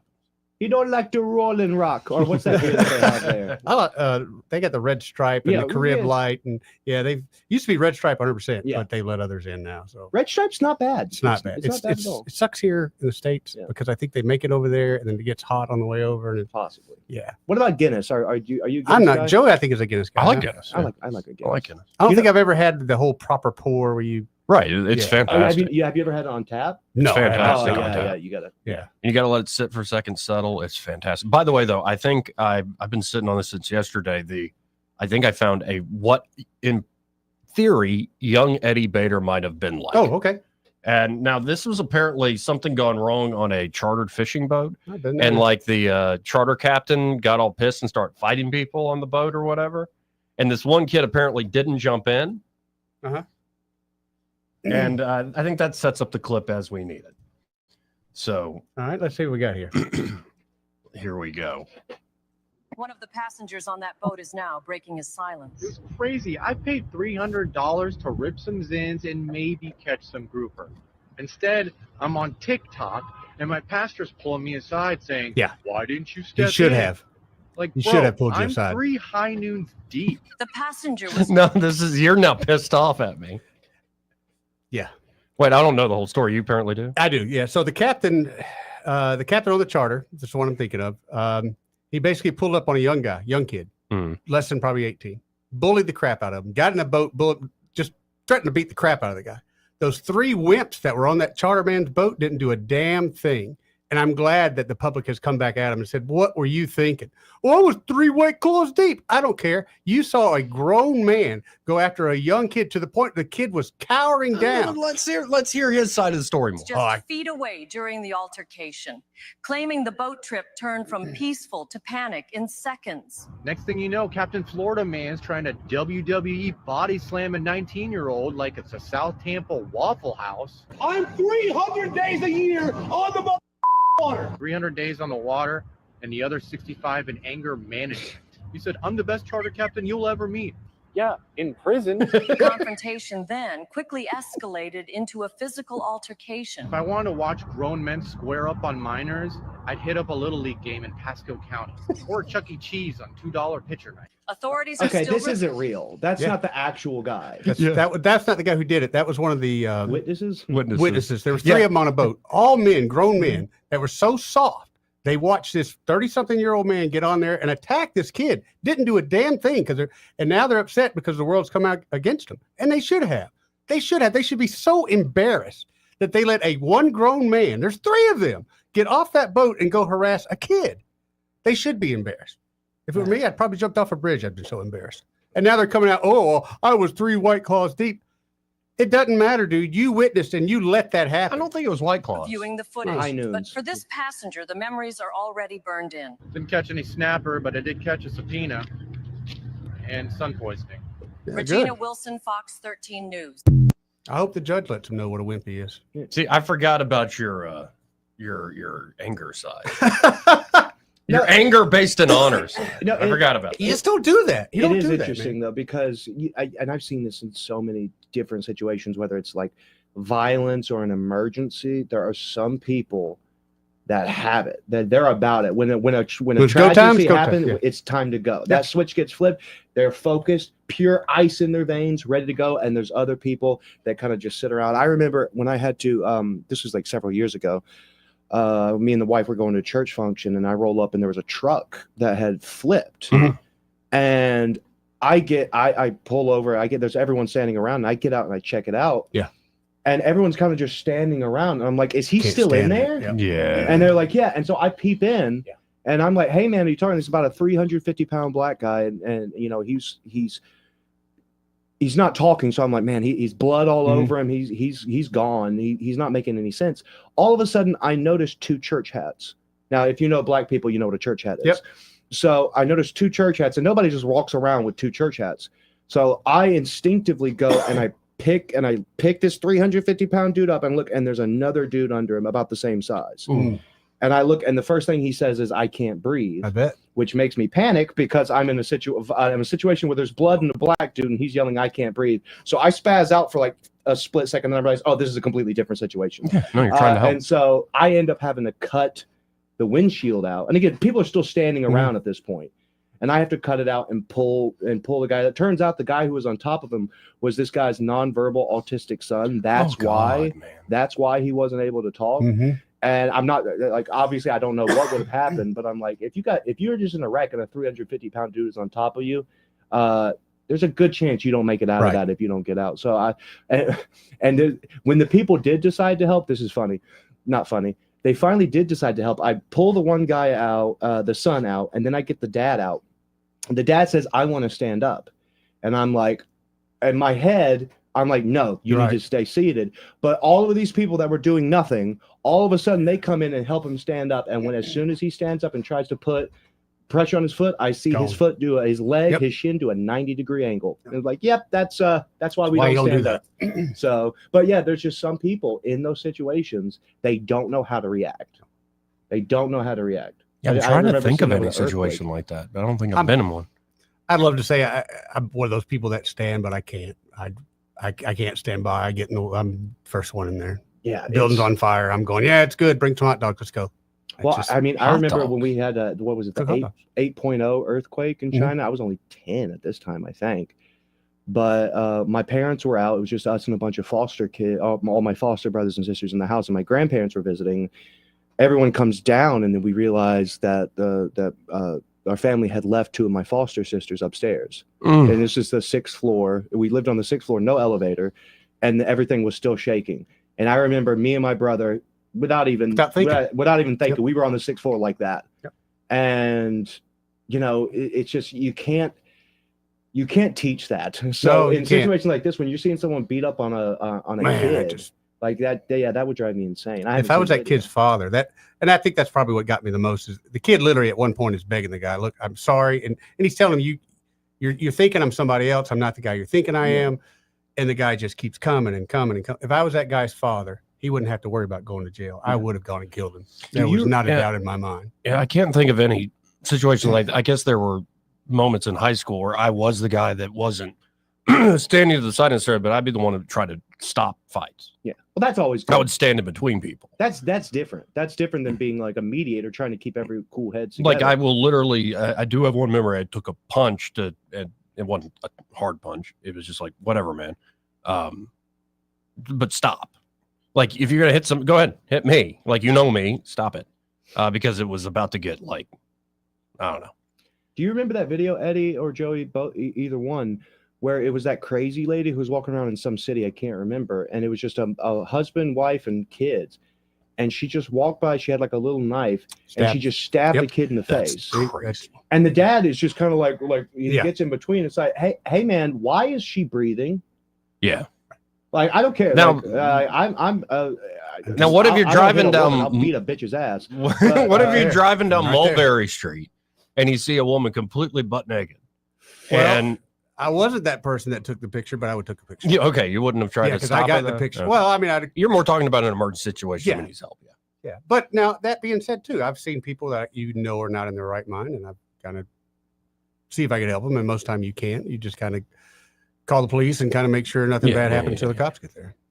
Yeah, like the people there's different kinds of intervening. There's like the soft liberal intervening, like that video that's been going around of that woman who's trying to interview homeless people in like LA or whatever. Mm-hmm. And all of a sudden the person just starts grabbing and getting kind of violent. It's very violent, very quickly with her. Yeah. She didn't know how to handle that, did she? Yeah. That's why I just tend to pretend like they don't. Yeah, I don't know. I don't think I've ever been in like that sort of life or death situation. I knew friends who were involved in the Tuscaloosa tornado who made some heroic decisions, but you just don't know. Like in that moment where it's like everything's being torn up and like, okay, like, and I know a guy who grabbed somebody, and if he had not grabbed that person, pulled them in, they would have been done just like that. The life and death ones. I need to experience a volcano because that's the only natural disaster that I haven't endured. I've done a hurricane, I've done a monsoon, I've done the tornado, I've done an earthquake. What am I missing? The earthquake to me was the most shocking, most when I felt nothing I could do. Yeah. I mean, like other things I felt like for whatever reason I can get away from a tornado, just dumb. But anyway, the earthquake, there's nothing you can do. You are literally at the mercy of whatever's going to happen. And we were in that hospital. We were up on the 9th floor, and that earthquake goes, and it was about about 5.5. It was crazy because the feeling of the building was swaying, and it almost felt rhythm. Yeah.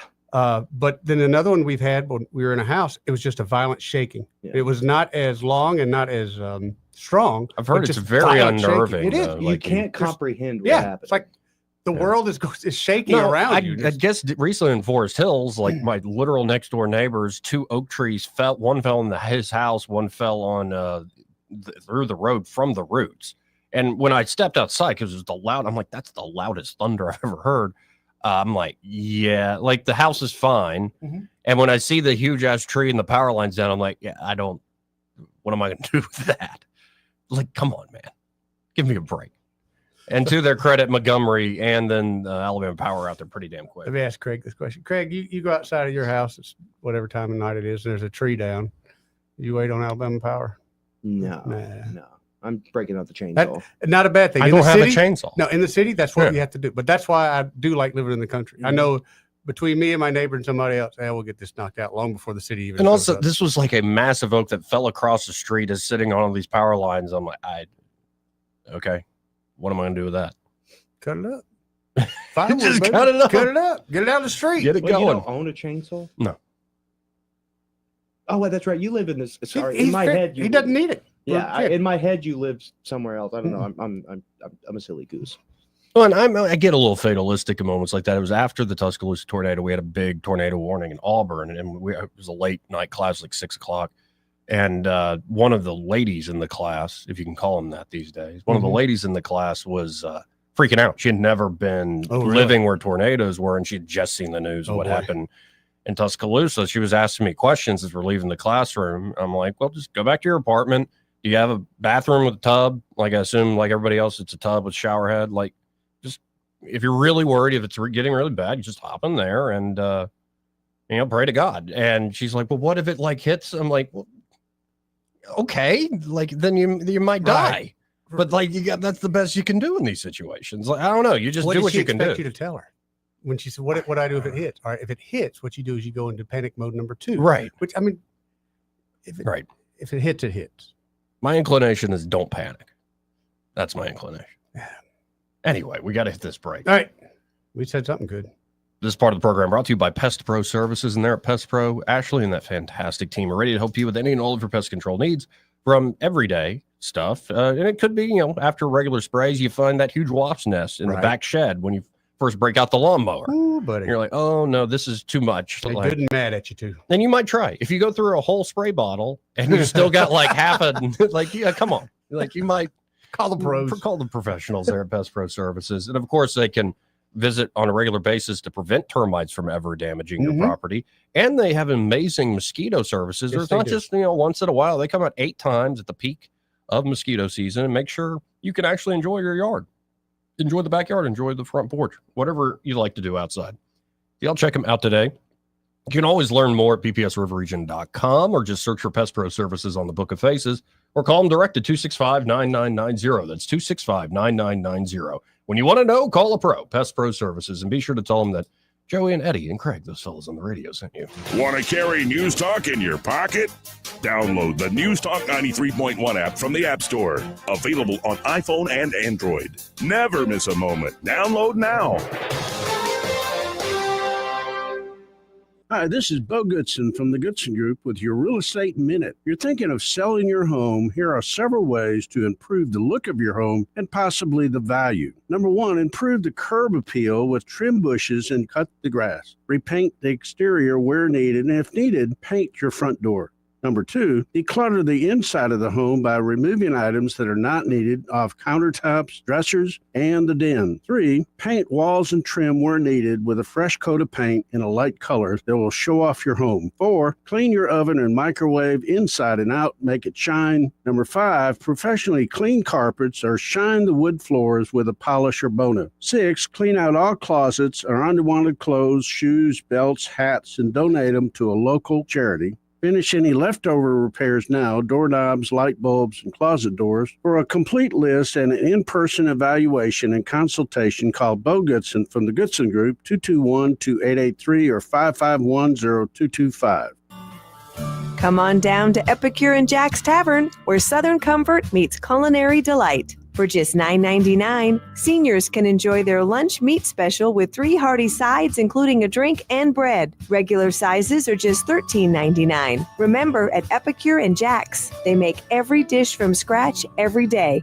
This isn't fast food, it's fresh food, crafted with care. Join them for a taste of the South, only at Epicure and Jack's Tavern.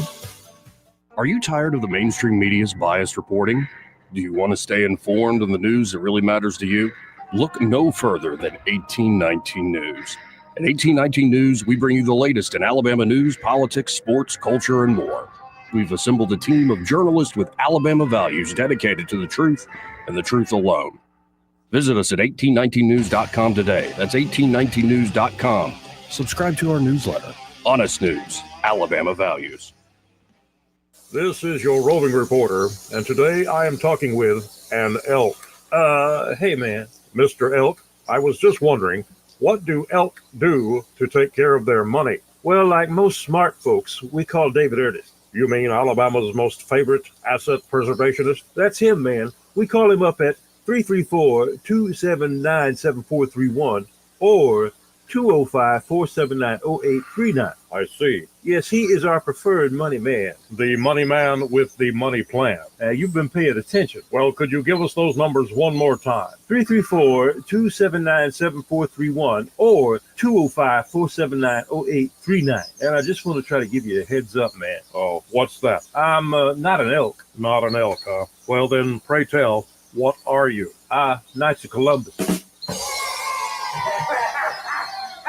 I am not even going to make a comment. Well, the baby liked it. The Tierce family has been your local Roto-Rooter service since 1964. Drain cleaning, plumbing repair, and those troublesome septic tanks, no problem. Technology has changed a bit in the last 54 years. Video inspections of lines to locate problems is available, as well as scheduling your appointment online. River Region residents have trusted Roto-Rooter for over half a century. You can too. Call today at 272-7130 or visit online at rotorooteralabama.com. Call Roto-Rooter, that's the name, and away go troubles down the drain. Roto-Rooter. Alabama weather will never fail to surprise you. Our lawns hardly get a chance to have any downtime. And as usual, it's already time to start getting ready for spring. This year, save the hard work and aggravation and call Alabama Lawns, the River Region's leader in weed control and fertilization services. What makes Alabama Lawns the River Region's best? It's the people. They have the experience, education, and commitment to customer satisfaction. Ask your neighbors. Alabama Lawns has been the Montgomery Advertiser's Reader's Choice Award winner 13 years in a row. The Alabama Lawn staff is made up of long-term employees and agronomy graduates, and the staff at Alabama Lawns attend annual continuing education classes. It pays to have someone that knows southern grass types and how to keep them green and flourishing. Call Alabama Lawns today at 272-7171 and let them show you real value in a lawn maintenance service. Alabama Lawns, the company with black trucks and green lawns. 272-7171. This hour of news and views is brought to you by our good friends at Alabama Home Mortgage. Alabama Home Mortgage, 567-4223. Visit them on the web at myalabamahomemortgage.com. NMLS number 1586368, an equal housing lender. Rich Thomas Weather, a service of Riverside Chevrolet Wetumpka. If it's Chevy, it's Riverside. Best price, best selection. Check them out on the web at riversideusa.net. Rich Thomas Weather. Well, hi, everybody. Timing is everything, and we are still on cruise control, probably right on through the holiday weekend until maybe late Sunday night. Tonight, partly cloudy, quite mild, overnight low temperature down to about 58. Tomorrow, Saturday, sun and cloud mix, but still warm with a high in the upper 80s. I think we'll be in the middle 80s on Easter Sunday, mostly cloudy, but dry during the daytime hours and probably through the evening. Widely scattered storms possible in the overnight hours Sunday night, and a better chance of scattered showers and thunderstorms on Monday. From the Blue Water Weather Center, this is Rich Thomas. This hour of news and views is brought to you by our good friends at Alabama Home Mortgage. Alabama Home Mortgage, 567-4223. Visit them on the web at myalabamahomemortgage.com. NMLS number 1586368. An equal housing lender. All the headlines the mainstream media won't touch. Your News Talk station. News Talk 93.1 FM WACV.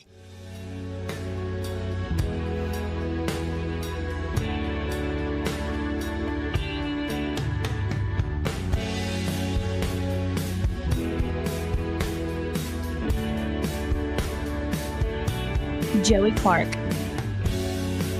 Welcome back to the program. I'm your host, Joey Clark, Eddie Bader, and Craig Mollinger here in the studio with me. Let's real quick go to Michael Cohen from Cohen's Electronics and Appliances. Hey, Michael, how you doing today? I'm doing great. How are you? Oh, we're doing all right. It's been an odd show. And you have a visitor today. A visitor? Oh, Eddie's here. I forgot he hasn't been here for so many days. I feel bad when I'm not here when Michael's ad comes out. It's literally at night, it keeps me awake. Michael, the conditioning's working. Keep it going. Yes, it is working. Like maybe I need to go by there and just say hey to him. Just let him know, we're still good. I wish you would. So what's the... I haven't been able to sleep either. So what's the score there today, Cohen? It's 21-0. Oh, all right. Oh, nice. Yeah, I tell you, we got a customer that came in looking for the television. And it's really neat to watch a customer come in, and they've done their research. They come in, they look at a TV, and the next thing you know, they've already stepped themselves up 2 or 3 steps. Nice. And then the quandary is how does he step up the size? And that's going to be a tough feat because his wife is here and she's already said no. But he has a 65, hoping he just needs a little nudge for a 75. And it makes a world of difference. Oh, yeah. Yep. Yeah, I think so too. Well, folks, you got to get by Cohen's today. You can always shop from home, see what they have online at thinkcohens.com. But really, it's a great getting by there. What a beautiful showroom. 2515 Eastern Boulevard here in Montgomery. They open 9 to 6 Monday through Friday, 9 to 4 on Saturdays. And find Michael and be like, hey, I heard you on the radio show where Joey and Eddie was there that day. That's right. That's right. Yeah, y'all come see us. You know, we will have the same prices as all the big box stores. And come ask us some questions. Let us ask you some questions so we can help you make the right choice. Appreciate it, Michael. Have a great weekend. You Happy too, Michael. Happy Easter. Let's go to Dirty Water. Dirty Water. Hey, Dirty Water. How you doing? Hey, how y'all guys doing? Pretty good. I got to say something about that. Was that 35-year-old ship captain or boat? Oh yeah, the boat captain. That guy. Yeah. And he beat up a 19-year-old. He didn't physically beat him up. He would have, especially if they weren't recording it. But yeah, he just made him feel as small as he could be. My question is, why are you calling him a kid? He's 19 years old. Well, I guess the biggest reason I call him a kid because when he gets on the boat, you see this young man, kid, whatever, cower down immediately. Wants no violence. Wants nothing to do with this. You know what, guys? I got promoted to Lance Corporal 2 weeks before my 18th birthday, and I ran recon patrols in Southeast Asia. Well, this kid ain't never run recon nothing. He's doing good just to be on the boat by himself today. I hate to say it, but they're a little bit softer today than they used to be. Well, that's the problem. That's the problem. These kids nowadays are kids till they're 30 freaking years old. Or more. Look at me. You know, you guys heard about them fellas in World War II? Oh, There's yeah. a movie called Too Young to Hero. Mm-hmm. It's about a kid who faked his papers and joined the Navy when he was 12 years old. And he got decorated at the Battle for Guadalcanal.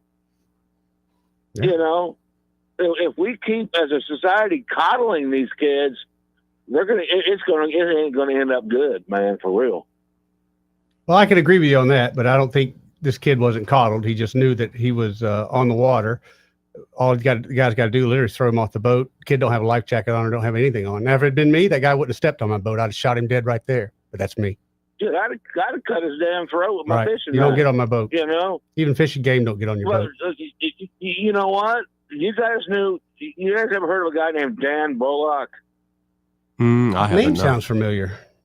He was the youngest American soldier killed in Vietnam. That's why. He was 15 years old. He was born in Chicago in 1954 and died in Vietnam in 1969. Yep.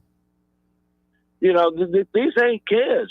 They're grown men, and as long as we keep coddling them and treat them like kids, they're going to act like kids. Well, nobody's asking them to grow up. That's the problem. Well, that's the problem with life. You have to grow up. Yeah, but typically, typically growing up is something that's demanded of you by your culture. And that's why you can watch something like Master and Commander and see a 12-year-old as a first mate fighting in French naval battle. Right. And now, you know, people are 18 and have no idea what they want to do with their life. And there has been a sad. big, especially for men, there aren't rites of passage anymore. No, where you, no, so you there's go not. through the gauntlet. It's sort of, just, go to college and have fun. And I don't know. Perpetual adolescence. I think is a problem. necessity is the best inventor of men. You got to face hard necessity. You know what? We need a war then, a world war to turn all these kids into men then. Well, I appreciate the call, Dirty Water. See you, man. All right. So I don't think you were in here when we were talking about it, Craig. Like, did you see Trump say we have technology and weapons people don't even understand? Yeah. And folks are theorizing, do they have like teleportation or like warp weapons and stuff? And like, if World War III breaks out and it's just all of a sudden we warp all the nukes, it might be a very different sort of situation. And actually, if you could use that sort of tech without anything blowing up, you just get rid of it. Mm-hmm. That changes everything. Where's it go though? That's the question. No, and it is, there's a lot of weird rabbit holes you can go down with that latest tech. It does, if the U.S. government, I don't know, because we've talked to Lou Elizondo a few times now. Love Lou. The more I think about it, I'm like, I think the U.S. government clearly has you think they technology. Got I don't think it's aliens. No, I don't even think it's aliens. I think it's breakthroughs that have been developed over years by the government, certain, say, compartments of the government.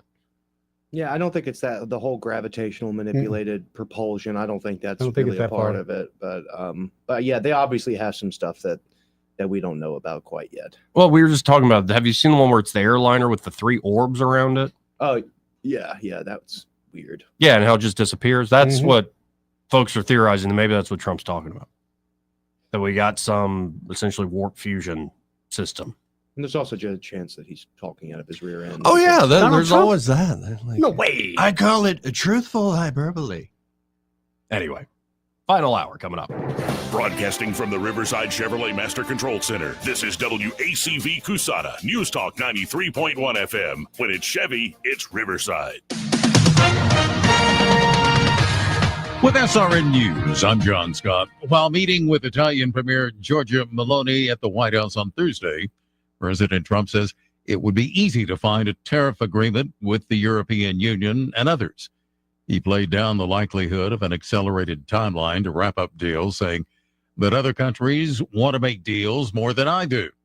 Even though the president has a warm relationship with Meloni, she was unable in their meeting to change his mind on tariffs. The pending merger between Capital One and Discover Financial Services received approval from several regulators that brings the $35 billion tie-up closer to completion. The Federal Reserve and the Office of the Comptroller of the Currency today both signed off on that deal. This is SRN News. Hey everybody, Charlie Kirk here. As executive director of Turning Point USA, a national radio host, podcaster, husband, and father of 2, my schedule is about as crazy as it can possibly get. 2 years ago, I made the decision to take control of my health, and I chose PhD Weight Loss and Nutrition because I needed a plan that fit my hectic lifestyle. I travel a lot, and my schedule changes every week, so I need something simple. They customized a plan for my body and my schedule, and I quickly lost 30 pounds. Now I have the energy and focus to get through my busy day. PhD will help you too. They won't let you fail. Just give them a call, schedule your weight loss consultation, and see if their program is right for you. Call 855-696-2020. That's 855-696-2020. The first 11 callers who mention the word healthy will get 2 weeks added to their weight loss package. Call 855-696-2020 and mention the word healthy, or visit them at myphdweightloss.com. That is myphdweightloss.com. It worked for me, and it can work for you. myphdweightloss.com. The Rich Thomas Weather Network, brought to you by Montgomery Paint and Body. From little fender benders to total body repair, MPB will fix it good as new, maybe better. For 4 decades, the Turner family has been getting you back on the road. Call 279-7325. Rich Thomas Weather. Well, hi, everybody. Timing is everything, and we are still on cruise control, probably right on through the holiday weekend until maybe late Sunday night. Tonight, partly cloudy, quite mild, overnight low temperature down to about 58. Tomorrow, Saturday, sun and cloud mix, but still warm with a high in the upper 80s. I think we'll be in the middle 80s on Easter Sunday, mostly cloudy, but dry during the daytime hours and probably through the evening. Widely scattered storms possible in the overnight hours Sunday night, and a better chance of scattered showers and thunderstorms on Monday. From the Blue Water Weather Center, this is Rich Thomas. Budget Floors and More is your low-price leader for everything you need for flooring and DIY flooring installation supplies. For the best prices on luxury vinyl plank, carpet, ceramic tile, flooring installation supplies, and more, shop Budget Floors and More, Hunter Lane across from Del Rey to Publix. 1819 News. An Alabama man who was attacked in Arizona by a hatchet-wielding man on April 5th has now died from those injuries. Jacob Couch, along with his wife, were moving back to Alabama after living in Los Angeles. The two had stopped in Phoenix, Arizona for a few days of vacation. The Couches were sitting on an outside bench when Jacob was confronted by a random man walking by and then attacked. The hatchet attack damaged Jacob's neck and caused massive bleeding. The attacker has been identified as 25-year-old Daniel Michael, and he has since been arrested. The Couches had taken time away from Alabama to mourn the loss of their stillborn child. Jacob Couch's family members traveled to Arizona after the attack happened. A GoFundMe account has been created to assist them in this horrendous loss. I'll be back with more Alabama stories after this. Are you enjoying 1819 News? If so, consider joining 1819 News as a member. As a nonprofit news organization, we depend on the support of Alabamians like you. Memberships start out as little as $5 a month, and you'll get access to exclusive content only offered to our members. You'll be supporting independent journalism done by people who cherish Alabama values. Become a member today by visiting 1819news.com and clicking Become a Member. That's 1819news.com and click Become a Member today. The Alabama House has ended debate on whether to officially rename the Gulf of Mexico to the Gulf of America. Democrats were quite opposed to that process and spent an hour debating the bill. The bill still was passed, with 50 Republicans co-sponsoring it. President Trump issued an executive order to rename the Gulf in January of this year. And speaking of the Gulf Coast, the recreational trails in Baldwin County were recognized by USA Today and placed as number 1 on the top 10 Reader's Choice Awards for the 3rd straight year. The pathway along the Gulf Coast is known as the Hugh S. Brannion Backcountry Trail.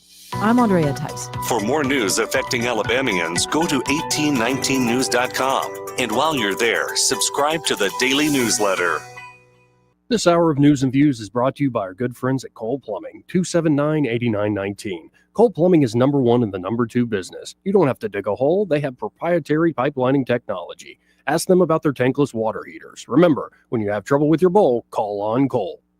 With spring officially here, Pizza Perfect has sprung a great deal for April. Get a free order of breadsticks or cinnamon sticks with the purchase of any large pizza. That'll make the whole family smile. Pizza Perfect's amazing buffet includes pizza, as well as spaghetti, breadsticks, salad, dessert, and drink for only $13. The buffet is available Monday through Saturday for lunch and for dinner on Tuesday, Friday, and Saturday. Pizza Perfect is also available for pickup and delivery. Pizza Perfect on Coliseum Boulevard in Eastbrook. Since 1966, Alabama Sheriff's Youth Ranches has been more than just a place to stay. It's been a place to belong. For children facing hardships through no fault of their own, our ranches provide more than shelter. We offer a warm home, a loving family, and a future filled with hope. With open arms, we welcome these young hearts, giving them the love, structure, and guidance they need to heal, grow, and thrive in a warm Christian environment. Together, we can give Alabama's children the chance they deserve, a chance to dream, to succeed, and to feel truly cherished. Every donation stays within Alabama, directly impacting the lives of the children who need it most. Join us in making a difference. Visit AlabamaSheriff'sYouthRanches.org. Follow us on Facebook and Instagram, and download our app from your app store. We'd be honored to have you as a part of our mission to lift up Alabama's youth. And remember this, it's easier to build boys and girls than to repair men and women. The views and opinions of the following program are solely those of the host and other contributors. These do not necessarily represent those of Liberty Acquisitions 825, Blue Water Broadcasting, its management, staff, or any advertisers.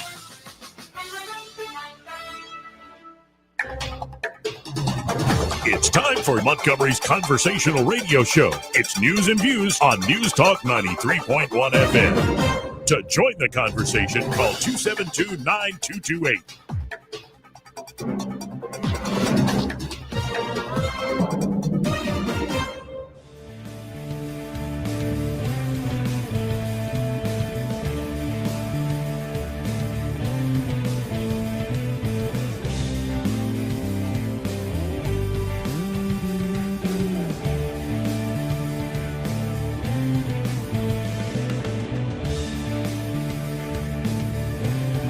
Joey Clark. Welcome back. Final hour here of the program. Let's go to Charles the First. Has been very patient. Hey, Charles, how you doing? Hey, good. Hey, Joey, Eddie, Craig. Hey, bud. Well, I wanted to give you a hypothetical, a sarcastic hypothetical way of using the liberals' latest mythology to take care of your Smithermans and your Singletons giving their diatribe on the Senate floor. Are you ready? Okay. Yes. Okay.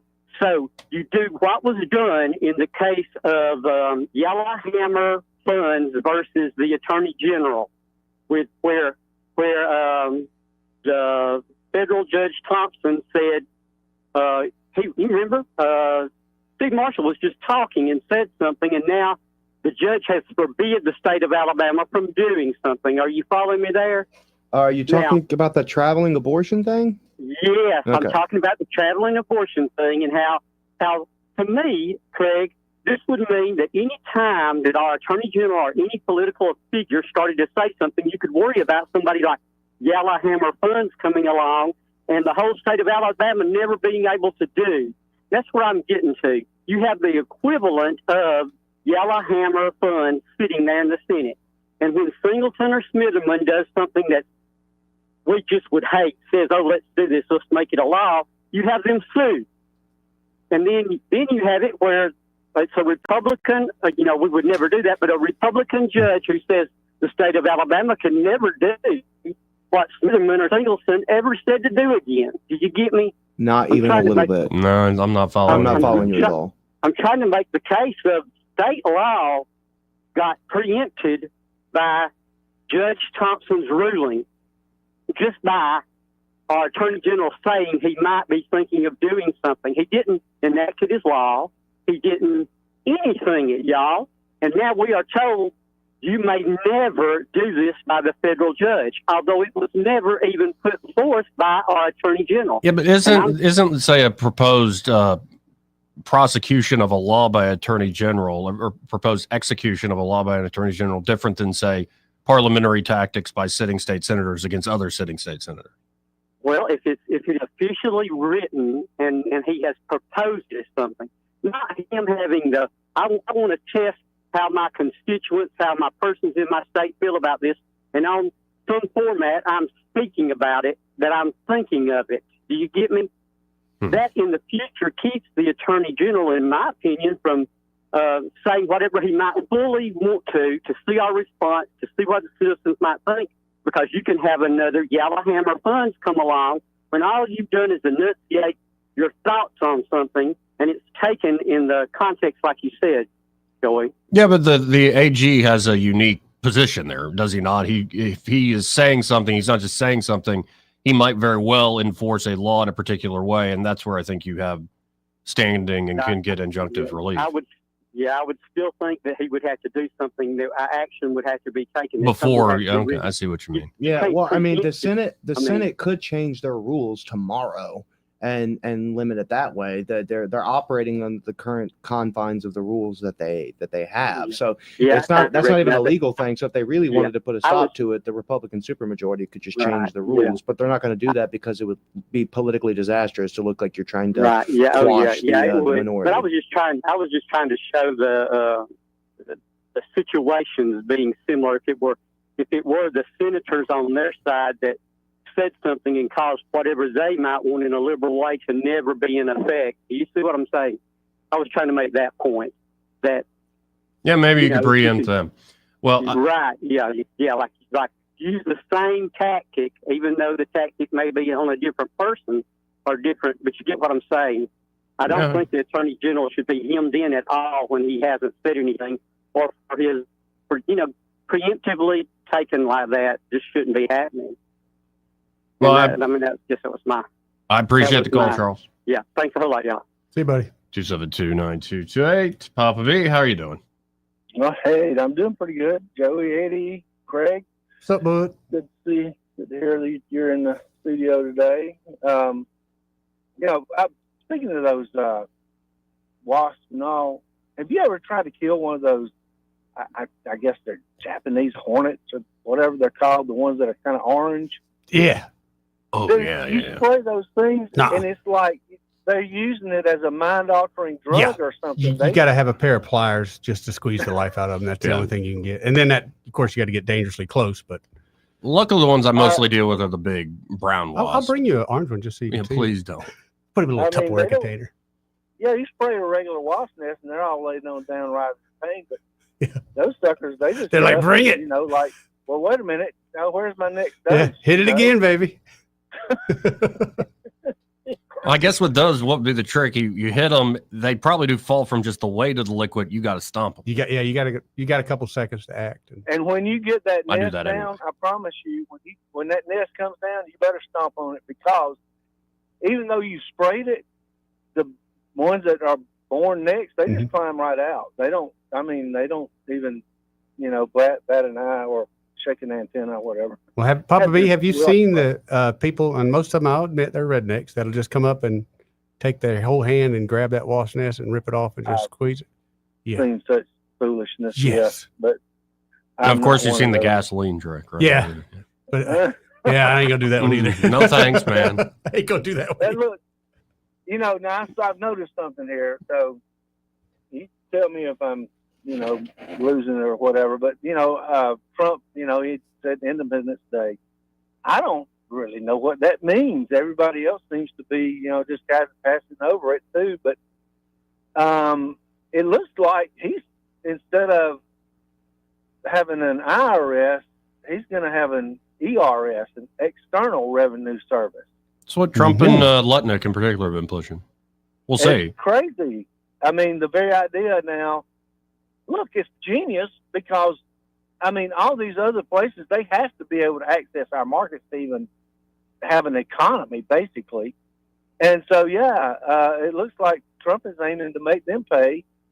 And I don't know, possibly wiping out the income tax, maybe. I don't know. Have y'all had any? I think the thoughts on first that? target would be you remove all income tax and anything like that off anybody making less than 150 grand. To get to that, you're going to have pretty high tariffs to get to actually making up that tax. Now, you could, do this crazy thing called cut spending and cut down the government. So, who ever heard of such a thing? All right. Thanks a lot, guys. Think about it. Well, we're doing some cutting spending now, and you see how most of people are reacting, Joey.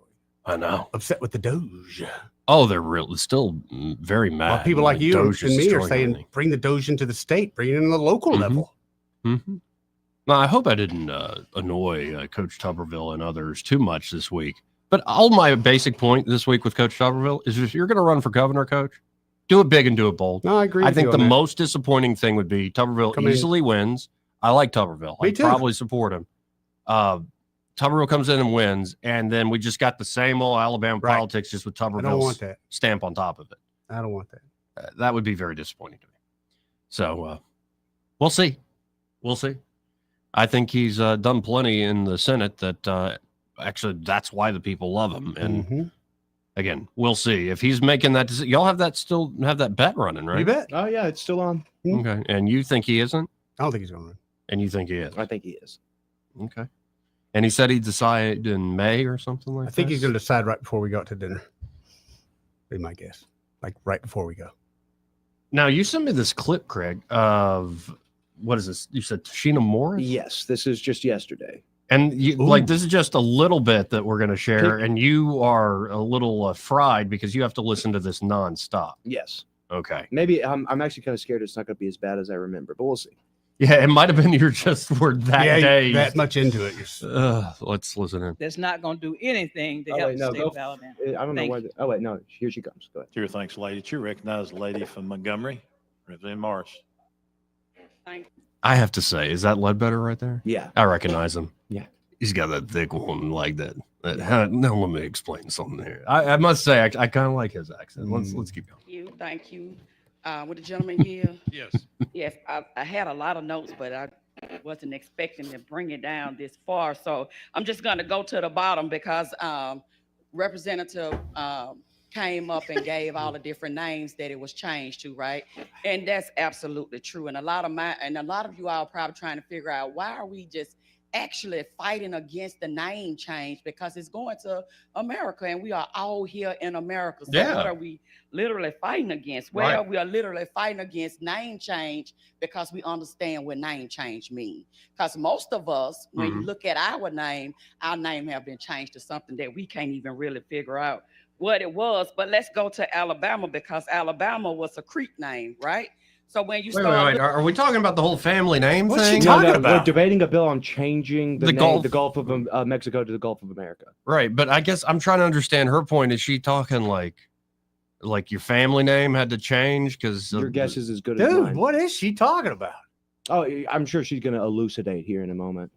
Well, and then Alabama's a creek name, right? Looking up different creek names because we got the slave ships that came over, and you look up Black Creek Indians.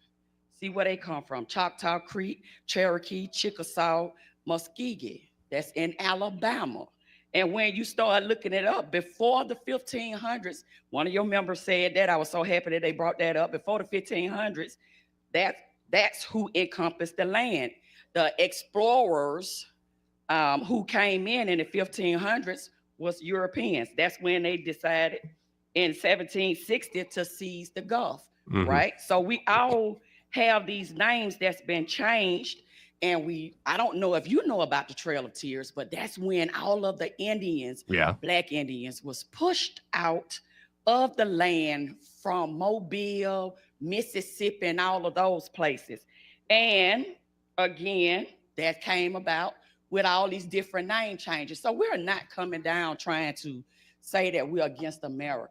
That's not the case. Yeah. When we hear name change and history, at some point when you start looking at history and you start digging, we got people that go and dig up all these different history. And when wait. Does Mexico have an imperial history? Does Mexico have a colonial history? Can she spell Mexico? But I have to go back to something. You don't like the Speaker of the House accent? It really tickled Eddie over there when I just gave him He's just one of them, one of them kind of people. Oh, what do you mean? I don't want to say it. I don't want to get you no more trouble. Okay, I mean, just one of those types of people, Foghorn Leghorn. That's the nicest way I can say it. The nicest way I can say it. Okay, fair enough. No, I see what you mean, Craig. Yeah, because there's 7 hours of this. 7 hours, and they'll say things, and they'll speak for hours and say nothing. That's what I mean. What is she doing? They should get a talk radio. What was her point? Like, imagine you have my job, and you're trying to like paraphrase the objections that people have to it. Paraphrase that. I don't even understand what the hell she's talking about. They're debating changing the name of Gulf of Mexico to Gulf of America, and she's talking about family names and what we mean by name changes. And the Creek Indians. Yeah. And the Black Creek Indians, which, by the way, and the Trail of Tears. The Black Creek Indians were descendants of slaves that were enslaved by the Creek Nation and that were freed. They were not Black Creek. They're not. I couldn't do it, Craig. I'd have to have rotten vegetables in my pocket. It's hours of that. Hours. And it's it's day after day. I mean, could you have a bigger way of just wasting time? Does she have, at some point, does anybody go, that was a great point that you brought up? Or does everybody go, good Lord, thank God she finally shut up? No, people just don't pay attention. Like you'll see it, and then occasionally people will take notice and draw attention to the fact that nobody's paying attention to them, and then nobody pays attention to that, and they end up just getting more angry. But there has to be there are Democrats in that body that when they talk, they know what they're talking about, and they're actually very good at catching people up on their nonsense. Yes. Chris England, luckily for him, he's a lawyer, so this is what he does for a living.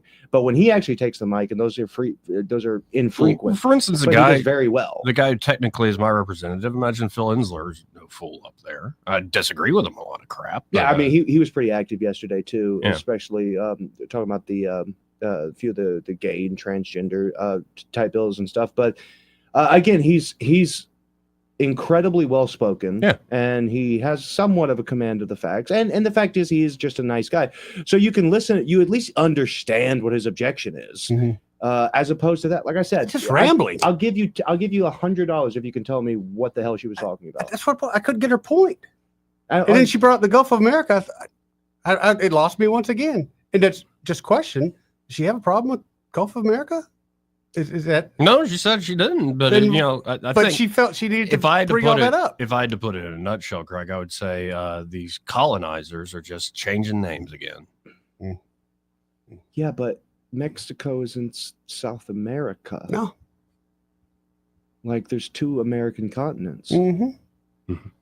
So it's not the Gulf of the United States of America. It's just the Gulf of America. I didn't say it was a good objection. Yeah. I think that was her point, though. It's like you colonizers and you white supremacists, you're always changing names and Really? putting people down. White people change the and name of erasing our history. White people changed the name of that school over south side of town.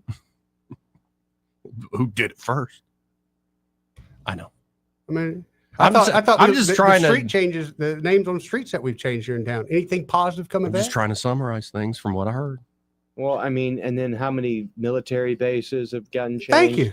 That's what everyone's complaining about. It's like, oh, it's going to be confusing for kids in school because the map's going to say Gulf of Mexico, but they're going to be taught Gulf of America. It's like, okay, well, like Fort Benning. And there are times, because I think it's unique to the United States. We're so young. The history is going to constantly churn, it looks like. Unfortunately, it's going to constantly churn. So you get new statues and new names and all this other things. Now, for instance, like the school name change, it's like, well, why change it? People we're were tearing it voted down in. anyway. Well, We're tearing it down anyway. Yeah, but the point is the majority of the city voted for that, and the majority of the board wants to change the name. They got every right to do it. And you're going to get a lot of that, especially it's a democratic situation, a so-called self-governing situation. But I do kind of long for the days where, in Athens, they still have like a statue of Theseus. It's like old cultures that are like, yeah, this has been around for quite some time. So when we do stupid stuff and nothing good comes of it, why do we continue to do stupid stuff?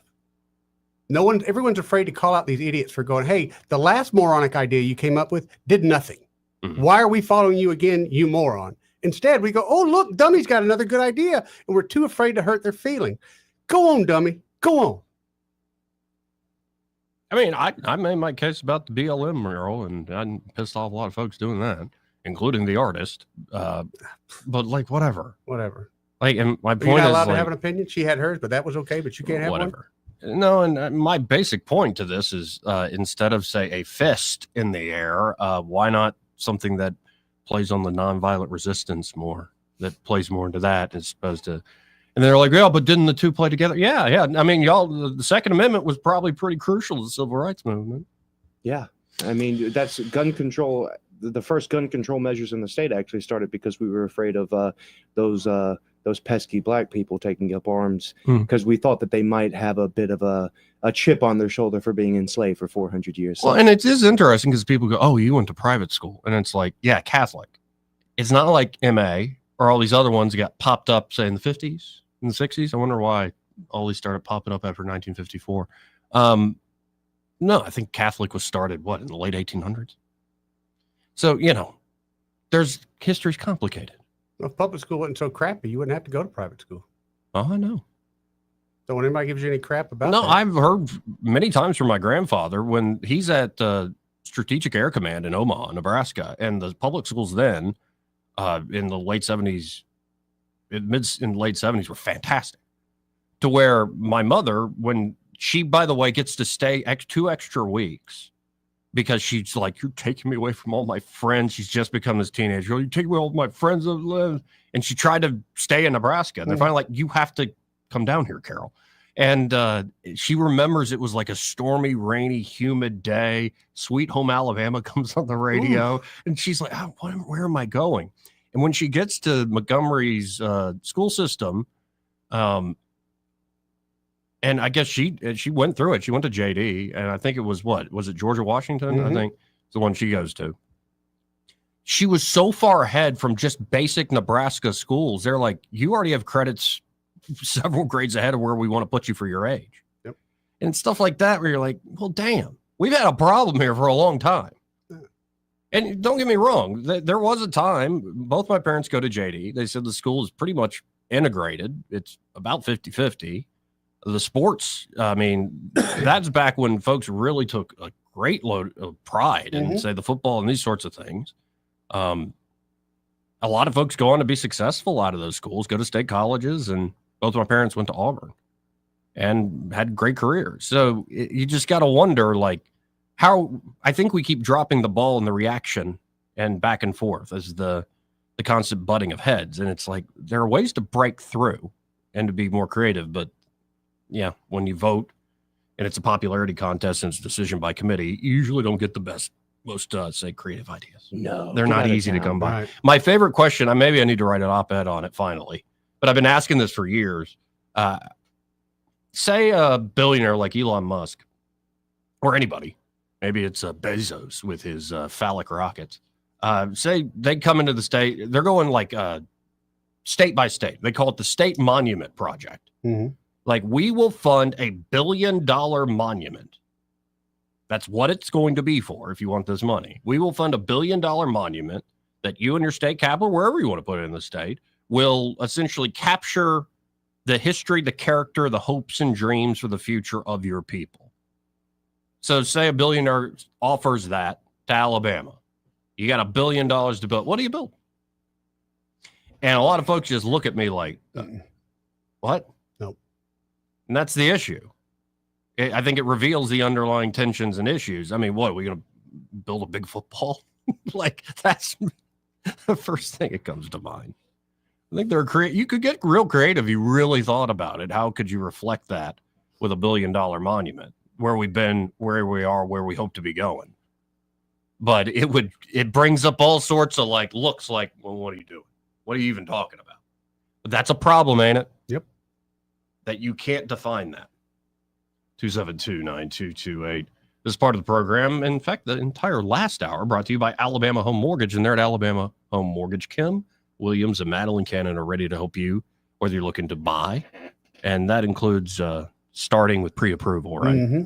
What happens if you skip pre-approval? A lot of times you end up with a broken heart, Joey. Because you go find a home and you're like, oh, I love this one on the market. And then the sellers are like, well, can you afford it? Right. Then where's your proof you can afford it? And say you can, but you don't have that pre-approval letter. And if you love it, probably somebody else is going to love it too. Joey. So start with pre-approval. And it's a great way to understand just how much you can afford, how much you can finance going forward. And they'll walk with you every step of the way from pre-approval all the way to closing day. They can also help you with a great refinance deal. So you want to get debt restructured, debt consolidated, credit card debt in particular off your back, or maybe you're looking at retirement age, or you've been in retirement for a few years. You're like, my monthly overhead's too expensive. I need to get this down if I want things to last. Or it could be you want to reinvest in your family, your property, whatever your goals. They can help you there at Alabama Home Mortgage. So check them out today. You can always apply online at myalabamahomemortgage.com or just call them direct at 567-4223. That's 567-4223. There is a difference in mortgage companies like Kim and Madeline. Prove that to you today. NMLS number 1586368, an equal housing lender. He may not know whether he's coming or going, but whether you're going to work or coming home, Greg Budell is there. Mornings, 6 till 9, and afternoons, 3 till 6. Only on News Talk 93.1 FM, WACV. This is your roving reporter, and today I am talking with an elk. Hey man, Mr. Elk, I was just wondering, what do elk do to take care of their money? Well, like most smart folks, we call David Ernest. You mean Alabama's most favorite asset preservationist? That's him, man. We call him up at 334-279-7431 or 205-479-0839. I see. Yes, he is our preferred money man. The money man with the money plan. You've been paying attention. Well, could you give us those numbers one more time? 334-279-7431 or 205-479-0839. And I just want to try to give you a heads up, man. Oh, what's that? I'm not an elk. Not an elk, huh? Well, then, pray tell, what are you? Knights of Columbus. I am not even going to make a comment. Well, the baby liked it. No one wants to wait on service for an overhead door. With 20 years in the industry, you now have access to the best with All Access Overhead Door. All Access Overhead Doors offers prompt professional service at affordable prices on all service and new garage doors for residential and commercial locations. All Access Overhead Door serves the river region and can take care of whatever you need when it comes to your overhead door. Remember, you have access to the best. All Access Overhead Door. Call and schedule an appointment today. 320-2440. And like them on Facebook. They sell the best and service the rest. For too long, Alabama's statewide news companies have shamed us for our conservative Christian values. Alabama deserves a news company that cherishes our culture, a company that isn't bought and paid for by the powers that be. 1819 News is that company. Run by Alabamians for Alabamians, 1819 News celebrates what is good and beautiful about our state while exposing those who work against our values in secret. Just go to 1819news.com to learn more. Subscribe to our newsletter. That's 1819news.com. This hour of News and Views is brought to you by our good friends at Cole Plumbing, 279-8919. Cole Plumbing is number one in the number two business. You don't have to dig a hole. They have proprietary pipelining technology. Ask them about their tankless water heaters. Remember, when you have trouble with your bowl, call on Cole. We get Montgomery talking 24 hours a day. The River Region's most trusted voice. News Talk 93.1 FM WACV.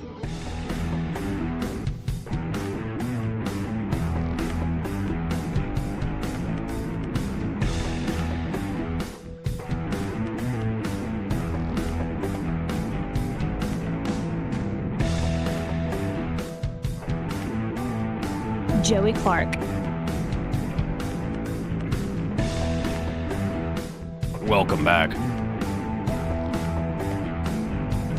Now, I was saying it yesterday. I think Jeff Bezos needs to stop it with his phallic rockets.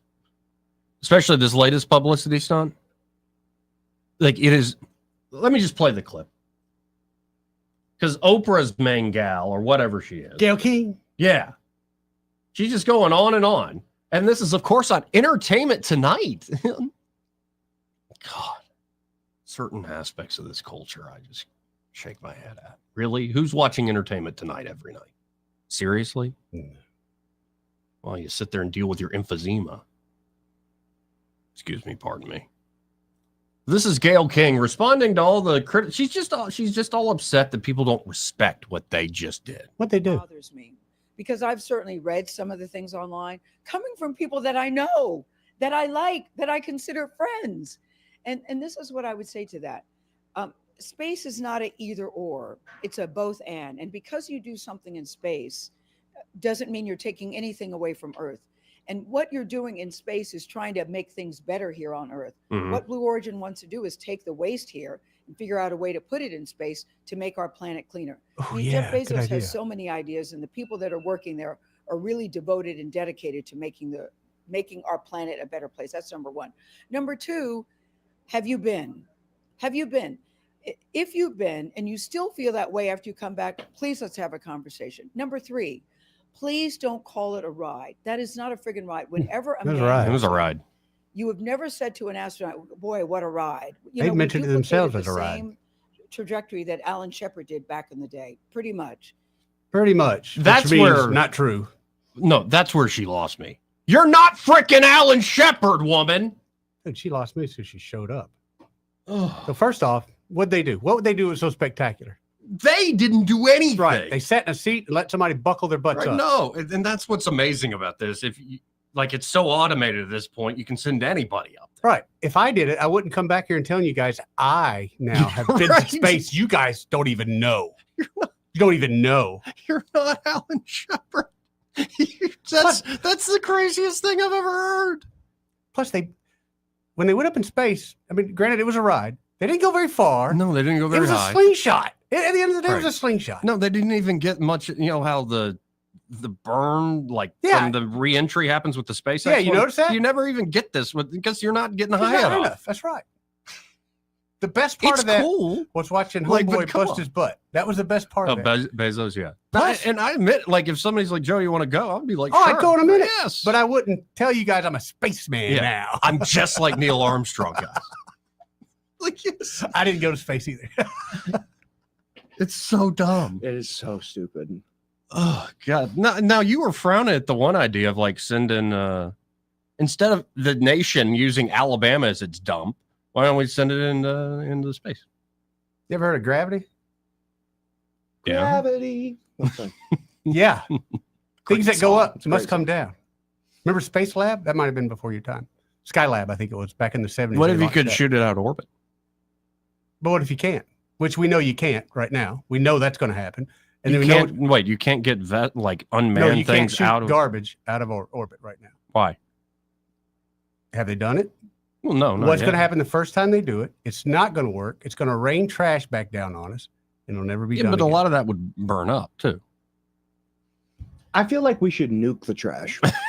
Nuke the trash? Well, yeah, you just can do send it. it up and just right in orbit, blast it before it gets detonate it right before it gets, so it'll expand the garbage out towards space, and we can do that all around the circumference of the Earth, and then we can accomplish getting rid of our space trash and non-proliferation at the exact same time. Or it could just be like one of these probes. You just send it on a long journey somewhere. Big old payload of garbage. What is that old Superman movie they did whenever they made like the sun guy? Like the old Superman movie where Superman ties up all the nukes and throws them into the sun. Throws them into the sun. That's what we need to do with all our space junk. By the way, I think I would, if they volunteered, like, hey, just for funsies, we're gonna just detonate a nuke on the moon. I would watch that. I would definitely watch that. I'd watch it all day long. I mean, imagine back, what was it, the 50s and 60s where they're doing the early Cold War test, like the Bikini Atoll test? Yeah. Oh my God.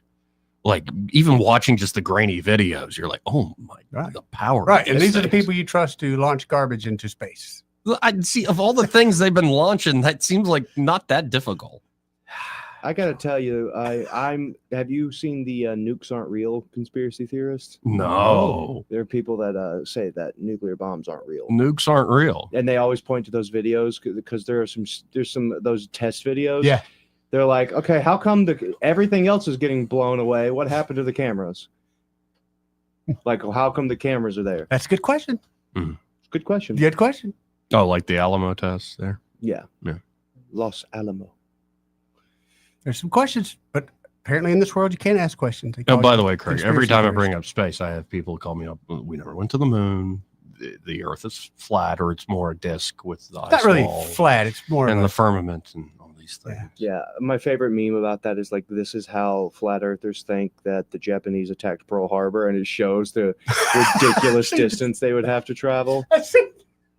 I don't take flat earthers seriously, nor should anyone else. No. I mean, the thing is, I understand the impulse to question everything. and that should be the norm to me. Yeah, but again, it's like the Greeks figured out that the Earth was round 2,000 years ago. Right. And this isn't some massive conspiracy by the Western governments to keep us under their thumb. It's like it's pretty verifiable. Well, no, and You a need lot of these stick in the sun. a lot of these conspiracies require a much bigger conspiracy to explain them. Yeah. Like, yeah, it's I don't know, it's crazy. It's like the I get why people do it, and also it can be just fun to mess with folks. When you have a sniper that has to do a shot and include the curvature of the Earth, yeah, that's pretty much all I ever needed to know, because he's going to hit it every time. But it's also never mind. Yeah, but like you say the Greeks did it 2,000 years ago, and I guess it's Aristotle initially with lunar eclipses, looking at the shadows.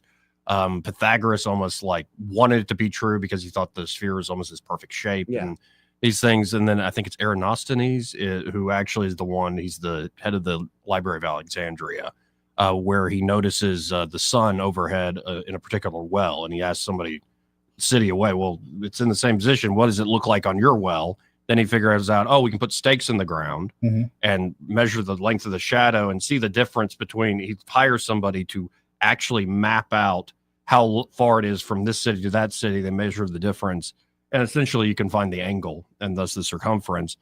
But if I actually had to do that geometry, I couldn't. No. Yeah. So like on a lot of this stuff, it's like, but you don't have to do the geometry. You can like say, hey, you know what? I'm gonna put this stake in this ground, or I'm gonna go look at this well. I'm gonna dig a hole, put a stake in the ground, whatever. Observe it in one spot at a very specific time. Then the next day, you do the same thing. You just travel 50 miles, and it's gonna be different. The end. Thank you. Let's go to line one. You're on there. Who's this? Hey, Joey, how are you? I'm all right. How are you, Lori? Hi. I'm not a space person, so I'm going to stick here to land. Okay. And I don't live in Montgomery. I think you know that. Smart choice. Yeah, we moved out here when I was a child, very young, in Elmore County. But a man that I know, who I reasonably trust, told me a few weeks ago that there's an area. And when we were teenagers, and I had a lot of friends in Montgomery, there's an area off of Atlanta Highway, between Atlanta Highway and the interstate. It's called Marshall Field. Mm-hmm. He called it something else. I can't remember what the name he called it. And I said, no, that was always called Marshall I Field. remember it always being Marshall Field too. I remember But- playing in Marshall Yeah. Field, four-wheelers. He said that they were going to build a large apartment complex back there. Yeah. Have you heard anything? Yes, about I've that? heard that, and it worries me to no end. Yep. Oh no! Because where I'm No, it currently might living be. is more the back end of County Downs. It's a very nice area. There are a lot of Beautiful area. folks. I know. And honestly, a very like mixed population. It's not just like That's a great lighting neighborhood. or anything. It's Very like good neighborhood. a lot of folks who are and- say upper middle class are doing all right. And yeah, if they build a big apartment complex like that, I get, and you have another say throughway with the roads, that I wouldn't like it. You can almost look at any nice development in Montgomery, and when you've got apartments on the outside of it, there goes the nice development. Well, and it kind of Yeah. broke my heart as I'm driving to the Shakespeare Festival. They have all the themed things, like all these apartments right next to the Shakespeare Festival in Blunt Cultural Park. It's like Stratford Apartments. And I look at it and I go, I don't, I think I'd rather live in the original Stratford on Avon Lighthouse. Like, yeah. And so you intend all these things to be nice, but yeah, it doesn't work very Well, I just don't see that working out as being a very good plan. But It's not. that's just my opinion. I I agree don't with you. live in the city. I don't vote for a mayor. I don't like our mayor, but I don't have one because I don't get to vote. Wait, who don't, So- what mayor don't you like? Willard, Oh, okay. Willis. Mayor Willis. Okay. Yeah. Since he built concrete Mexico, Yes. he can keep it. Yeah. Agreed. Yeah, he can kind of shove that. I don't know anything about that. You haven't been to Wetumpka lately? It's awful. No, I hadn't been to Wetumpka in the set. It's a concrete jungle. They laid concrete down telling the you. middle. It's really. It reminds me of honestly. It reminds me of Soviet bloc country. Yep. Yeah, it's awful. Wetumpka desperately wants to be something that it's Right. not. And the city of Wetumpka, the people that live there, we don't want that. That's the reason we live in want it Wetumpka and Titus. Right. We want it this way. And they got these. We like it little. That's why we moved out here. That's yeah. why we stayed. Man, you're a woman after my own heart. But it's not even that little. Like it's like they tried to do this quaint downtown, down home type thing, but it's still just so corporate and kind of Gentrified. yeah, gentrified. Nice It's like word. I saw that they had a butcher there, and I was so excited. I'm like, oh man, it's a butcher. I can get fresh things. I can get some bones for Yeah. making Mhm. stock. I show up and everything's frozen. Yep. Oh. I mean, they might have should have just put Language. up the big wedges like they do on the interstate. I mean, that would have looked better than what they got now. It's I mean, it And looks it awful. messes up. They're supposed to do better with traffic with that. It's made more traffic issues than ever It's before. made more traffic issues. It has. Yeah. Not a fan. But I hate to hear that for you, Joey, and for your grandpa. Yeah, we'll gosh. see. Let's see what happens. Yeah, let's hope that. No, I doesn't said it come yesterday. to I might move. Who Lucky knows? for them, they know a good realtor. Yeah, you should come move out by. You come out move out by where we are. Maybe. Well, I appreciate it, Lori. Thank you, No, Lori. I'm dead serious. Like I'm very much living with my grandfather. It's so much fun. It's convenient. Oh, it's great, dude. It's convenient financially. It's convenient for All the him way being able around. to stay in the home he built. It's convenient. But the really cool stuff is being able to make all these memories together. Yeah. At this I can point. imagine. And the parties you guys are having. Oh, and the yeah, women sure. that are coming Oh, by right. there. I would only want to live with my grandfather if he were like really racist. Just so I'd have to apologize for him Constantly. I'm repeatedly. sorry. Yeah. He's old. I'm sorry. Sorry. Kind of like Yeah, whenever no. you first. Never mind. No, my grandfather doesn't. He doesn't say racist stuff. My favorite thing is he'll like be watching a show, and all of a sudden it'll come out of nowhere. He's like, "That woman's really fat." Like it's always some fat person thing. I'm like, it cracks me up so much. It's funny. This was my grandfather. This was my great uncle, who was a Vietnam vet. Interesting cat, but he took us to a Chinese restaurant, and of course, growing up in China, everyone thinks that you can talk to every Asian. Yeah, right. He's Tell him like- what I want, Craig. Yeah, exactly. He did that. Then he tried to get me to start a conversation with this woman, and we don't even speak the same dialect. And then he goes, "You Orientals are real family oriented." Oh my God. And I wanted to like implode into myself like a See, but Nazgul. what's so great is like as racist as people could be to like Asians, if you want to group them all together. Yeah. The Asians have no leg to stand on. The Japanese, the Chinese, the Koreans, they have no leg to stand on. They don't understand what racism is, buddy. Yeah, dude, my Kenyan buddy in China named Joshua, when we get on a bus, the Chinese people would literally hold their nose and step away from him. Holy crap. Now, in their defense, he didn't smell great, but I've seen them do that to multiple black people. Yeah. And God help you if you're like a Tibetan. So they didn't like American black folks in China because they sort of associate being darker skinned with being Tibetan, and then you're just And don't they have this weird lionizing of like white folks though?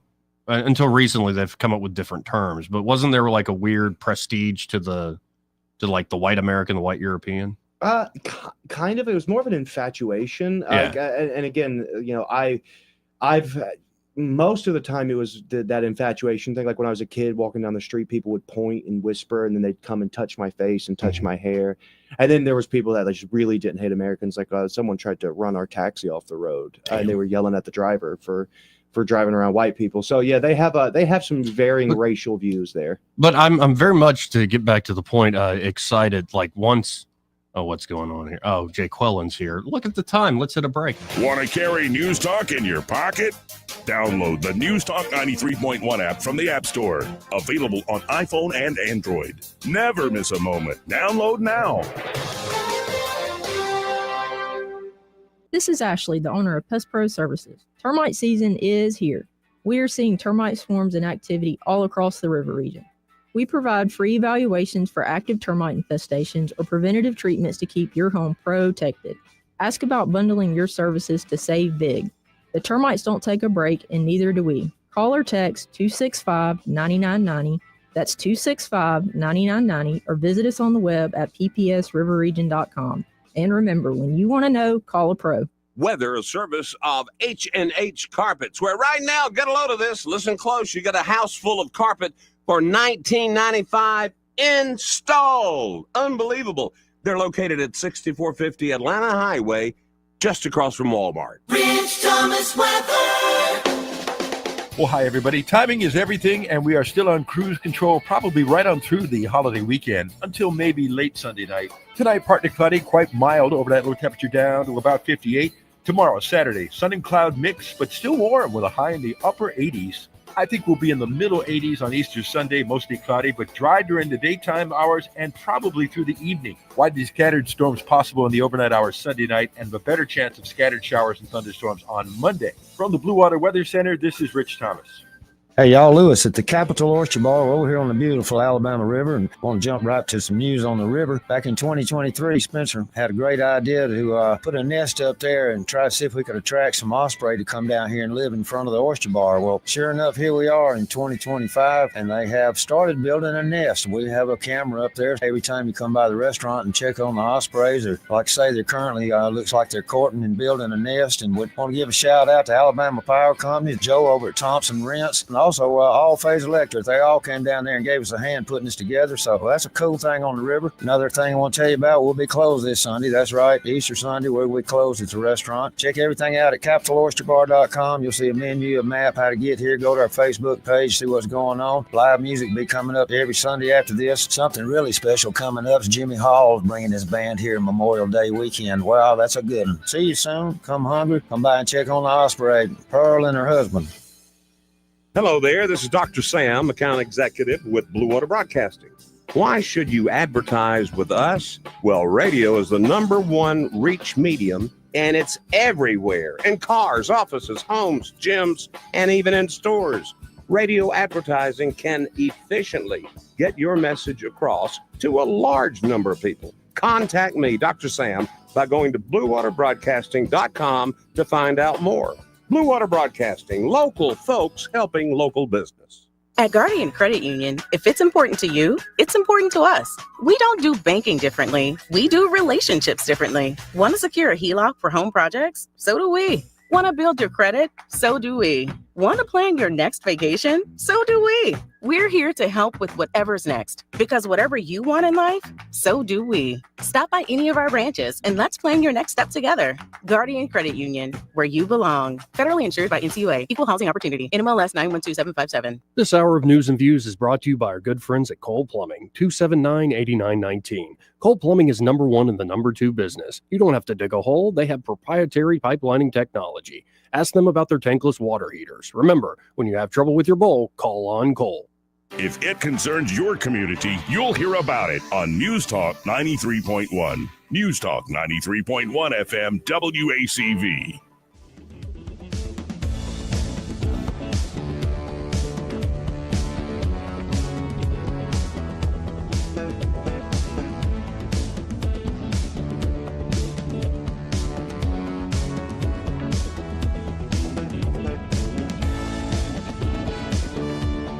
Joey Clark. Welcome back. This part of the program brought to you by River Region Contracting, and there at River Region Contracting, Todd Clark and the team are ready to help you with that roof of yours. They do good work, man. I've got them going out to a friend of ours' house. I think it's next Monday or Tuesday is their appointment. They've got a metal roof like me. Yeah. They heard my screw situation. They've had the roof about 15 years. And I said, yeah, it's about how long I had mine before I had them inspected it. They're going to go ahead and just have them replace all the screws just because they see the same thing I did, where some of those screws are starting to wear down a little bit. They know they're going to have a problem in the future. Yeah. Get ahead of it. Yep. Much cheaper to just get it done now. Exactly. And so y'all just call them up direct, 356-8635. Their inspections are always free. Their estimates are always free. Yep. And they're insurance specialists, so they can walk you through the claims process, make it a swift and easy experience. Again, that number, 356-8635. That's 356-8635. And be sure to tell them that Eddie and Joey, those fellows on the radio, sent you. And we need to talk to Ray Bowles here in a second. This show's kind of gotten away from us here. Like, we've been all over the map. That always happens on Friday. It's my fault. No, it's fine. I think it's fine. No, I really am serious. Like, it might be I'll move out of Montgomery and go up. I kind of like your neck of the woods. Yeah. I'd have to learn a lot. Honestly, Yeah. I'm so used to having lived in the city, lived in apartments and houses and stuff. Like, Just do what I do whenever a country problem that you're not used to having to deal with pops up. Just go to YouTube. All right. But I'll be blunt with the audience here. I might follow family. Like, if once whatever with my grandfather plays out, it's like I've got this beautiful little niece that I'm going to get to see next weekend. My brother, his lovely wife, she's doing well as in the doctor world, and wherever they're going to be in Nashville for a few years, which is great. But where they end up, I might follow. I mean, you just, life comes at you. That's right. I don't know. I like the gig we got going here, but there are times where I'm like, sometimes I look at other states a little envious. Sure. I just have to be honest. I think get moving out of the more city type atmosphere would probably solve a lot of your ails. Yes. Fair enough. Yeah. I mean, so maybe start there before you leave the state. But I'm being selfish. I don't want you to go. Let's talk to Ray Bowles from Prattville Carpet. Hey, Ray, how you doing? Well, you could do like I did and try to leave 3 or 4 times, but you always come back. Now always come back. Yep. You're so deep, you'll never leave. It's like, you get the grandkids, you get the business, you get your friends. But sometimes I think that, man, it would be nice to go somewhere and sit down to eat a meal and not one person come up and say, hey, Ray, how you doing? So again, I don't know if I'd like that either, because I enjoy people. Right. Right. So it's that two-sided. Yeah, I'm a people person, so I would rather have the people in my life. I don't want to go so like Ron, but there again, he was a police officer. He's over people. He's over people. Yeah. Yeah.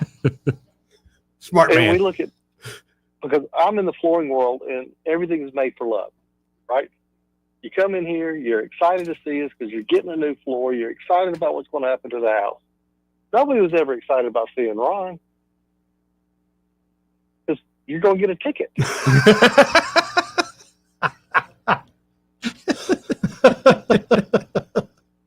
So, yeah, we look at people totally different. Yep. Even though we're twins, we look just alike. We sound alike. We act alike.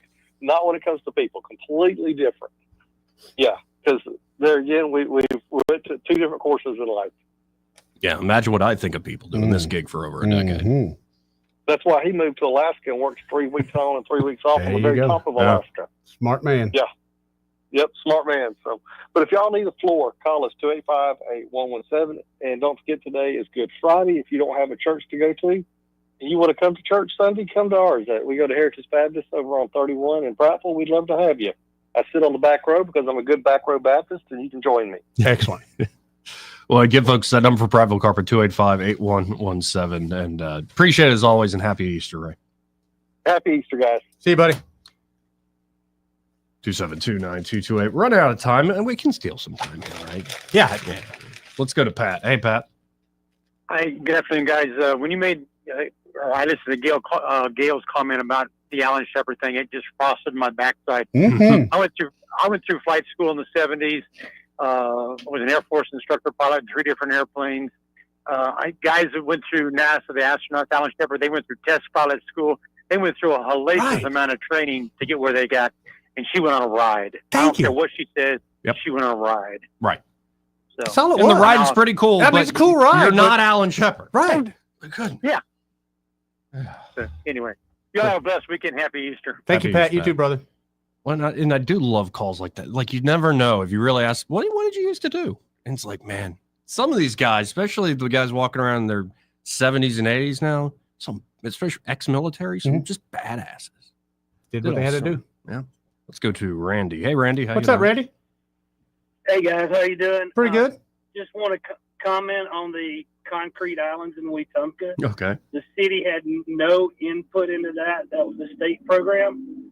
I do hang out with the city public works people. Mhm. They don't like it any more than the public does.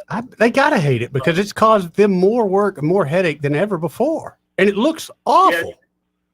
Well, it was supposed to cut down on accidents, but I don't. I don't. I really would. have. I would love to see the study on that because I drive through there at least twice a day. I've seen more accidents now than I ever saw before, and I get what they were trying to do, but man, they missed the mark. I travel the eastern U.S. for work, and these concrete islands are popping up everywhere. That's what I figured. It's not the city doing it. And as far as the County Downs thing, that is going to be for real, and it's going to be a multi-income apartment complex. Oh, happy day. Just inside news from somebody who doesn't know anybody. You know? I got you. Maybe we need to sell the house earlier rather than later. I know a good realtor. I appreciate it, Randy. Thank you, Randy. All right, guys. Y'all have a good one. You too, brother. Let's get out of here. All right. Thank you, Craig. See y'all. Eddie, See you, Craig. you're hosting for Craig? Yep. We're going to host. We're going to have all kinds of snacks. I got 2 beautiful women with me, and Sky Mosley is going to run the board. Hey. And Joey, you going to stick around? I might. I mean, it doesn't sound like there's a lot of room. I need help with the women, Joey. Now I know you're hot. Broadcasting from the Riverside Chevrolet Master Control Center, this is WACV Cusana, News Talk 93.1 FM. When it's Chevy, it's Riverside. With SRN News, I'm John Scott. From the White House, President Trump says negotiations between Ukraine and Russia are coming to a head and insists that neither side is playing him in his push to end that grinding war. President Trump's executive order to boost the U.S. commercial fishing industry has drawn praise from commercial fishing groups and condemnation from environmental organizations. Those critics say they fear cutting regulations will harm fish populations that have already dwindled in some areas of the oceans. A deadly shooting at Florida State University. Police have identified the suspect as Phoenix Ickner, who's believed to be a student and son of a sheriff's deputy. Authorities have not yet revealed a motive for the killing, which began around lunchtime Thursday. 2 were killed and 6 were wounded. This is SRN News. Financing a home, especially in today's market, is one of the biggest decisions you'll make for your family. Work with a mortgage company that puts you first. I do. Work with a lender founded on biblical principles like do unto others as you'd have them do unto you. I do. It's Mike Gallagher for the only mortgage company I've used for almost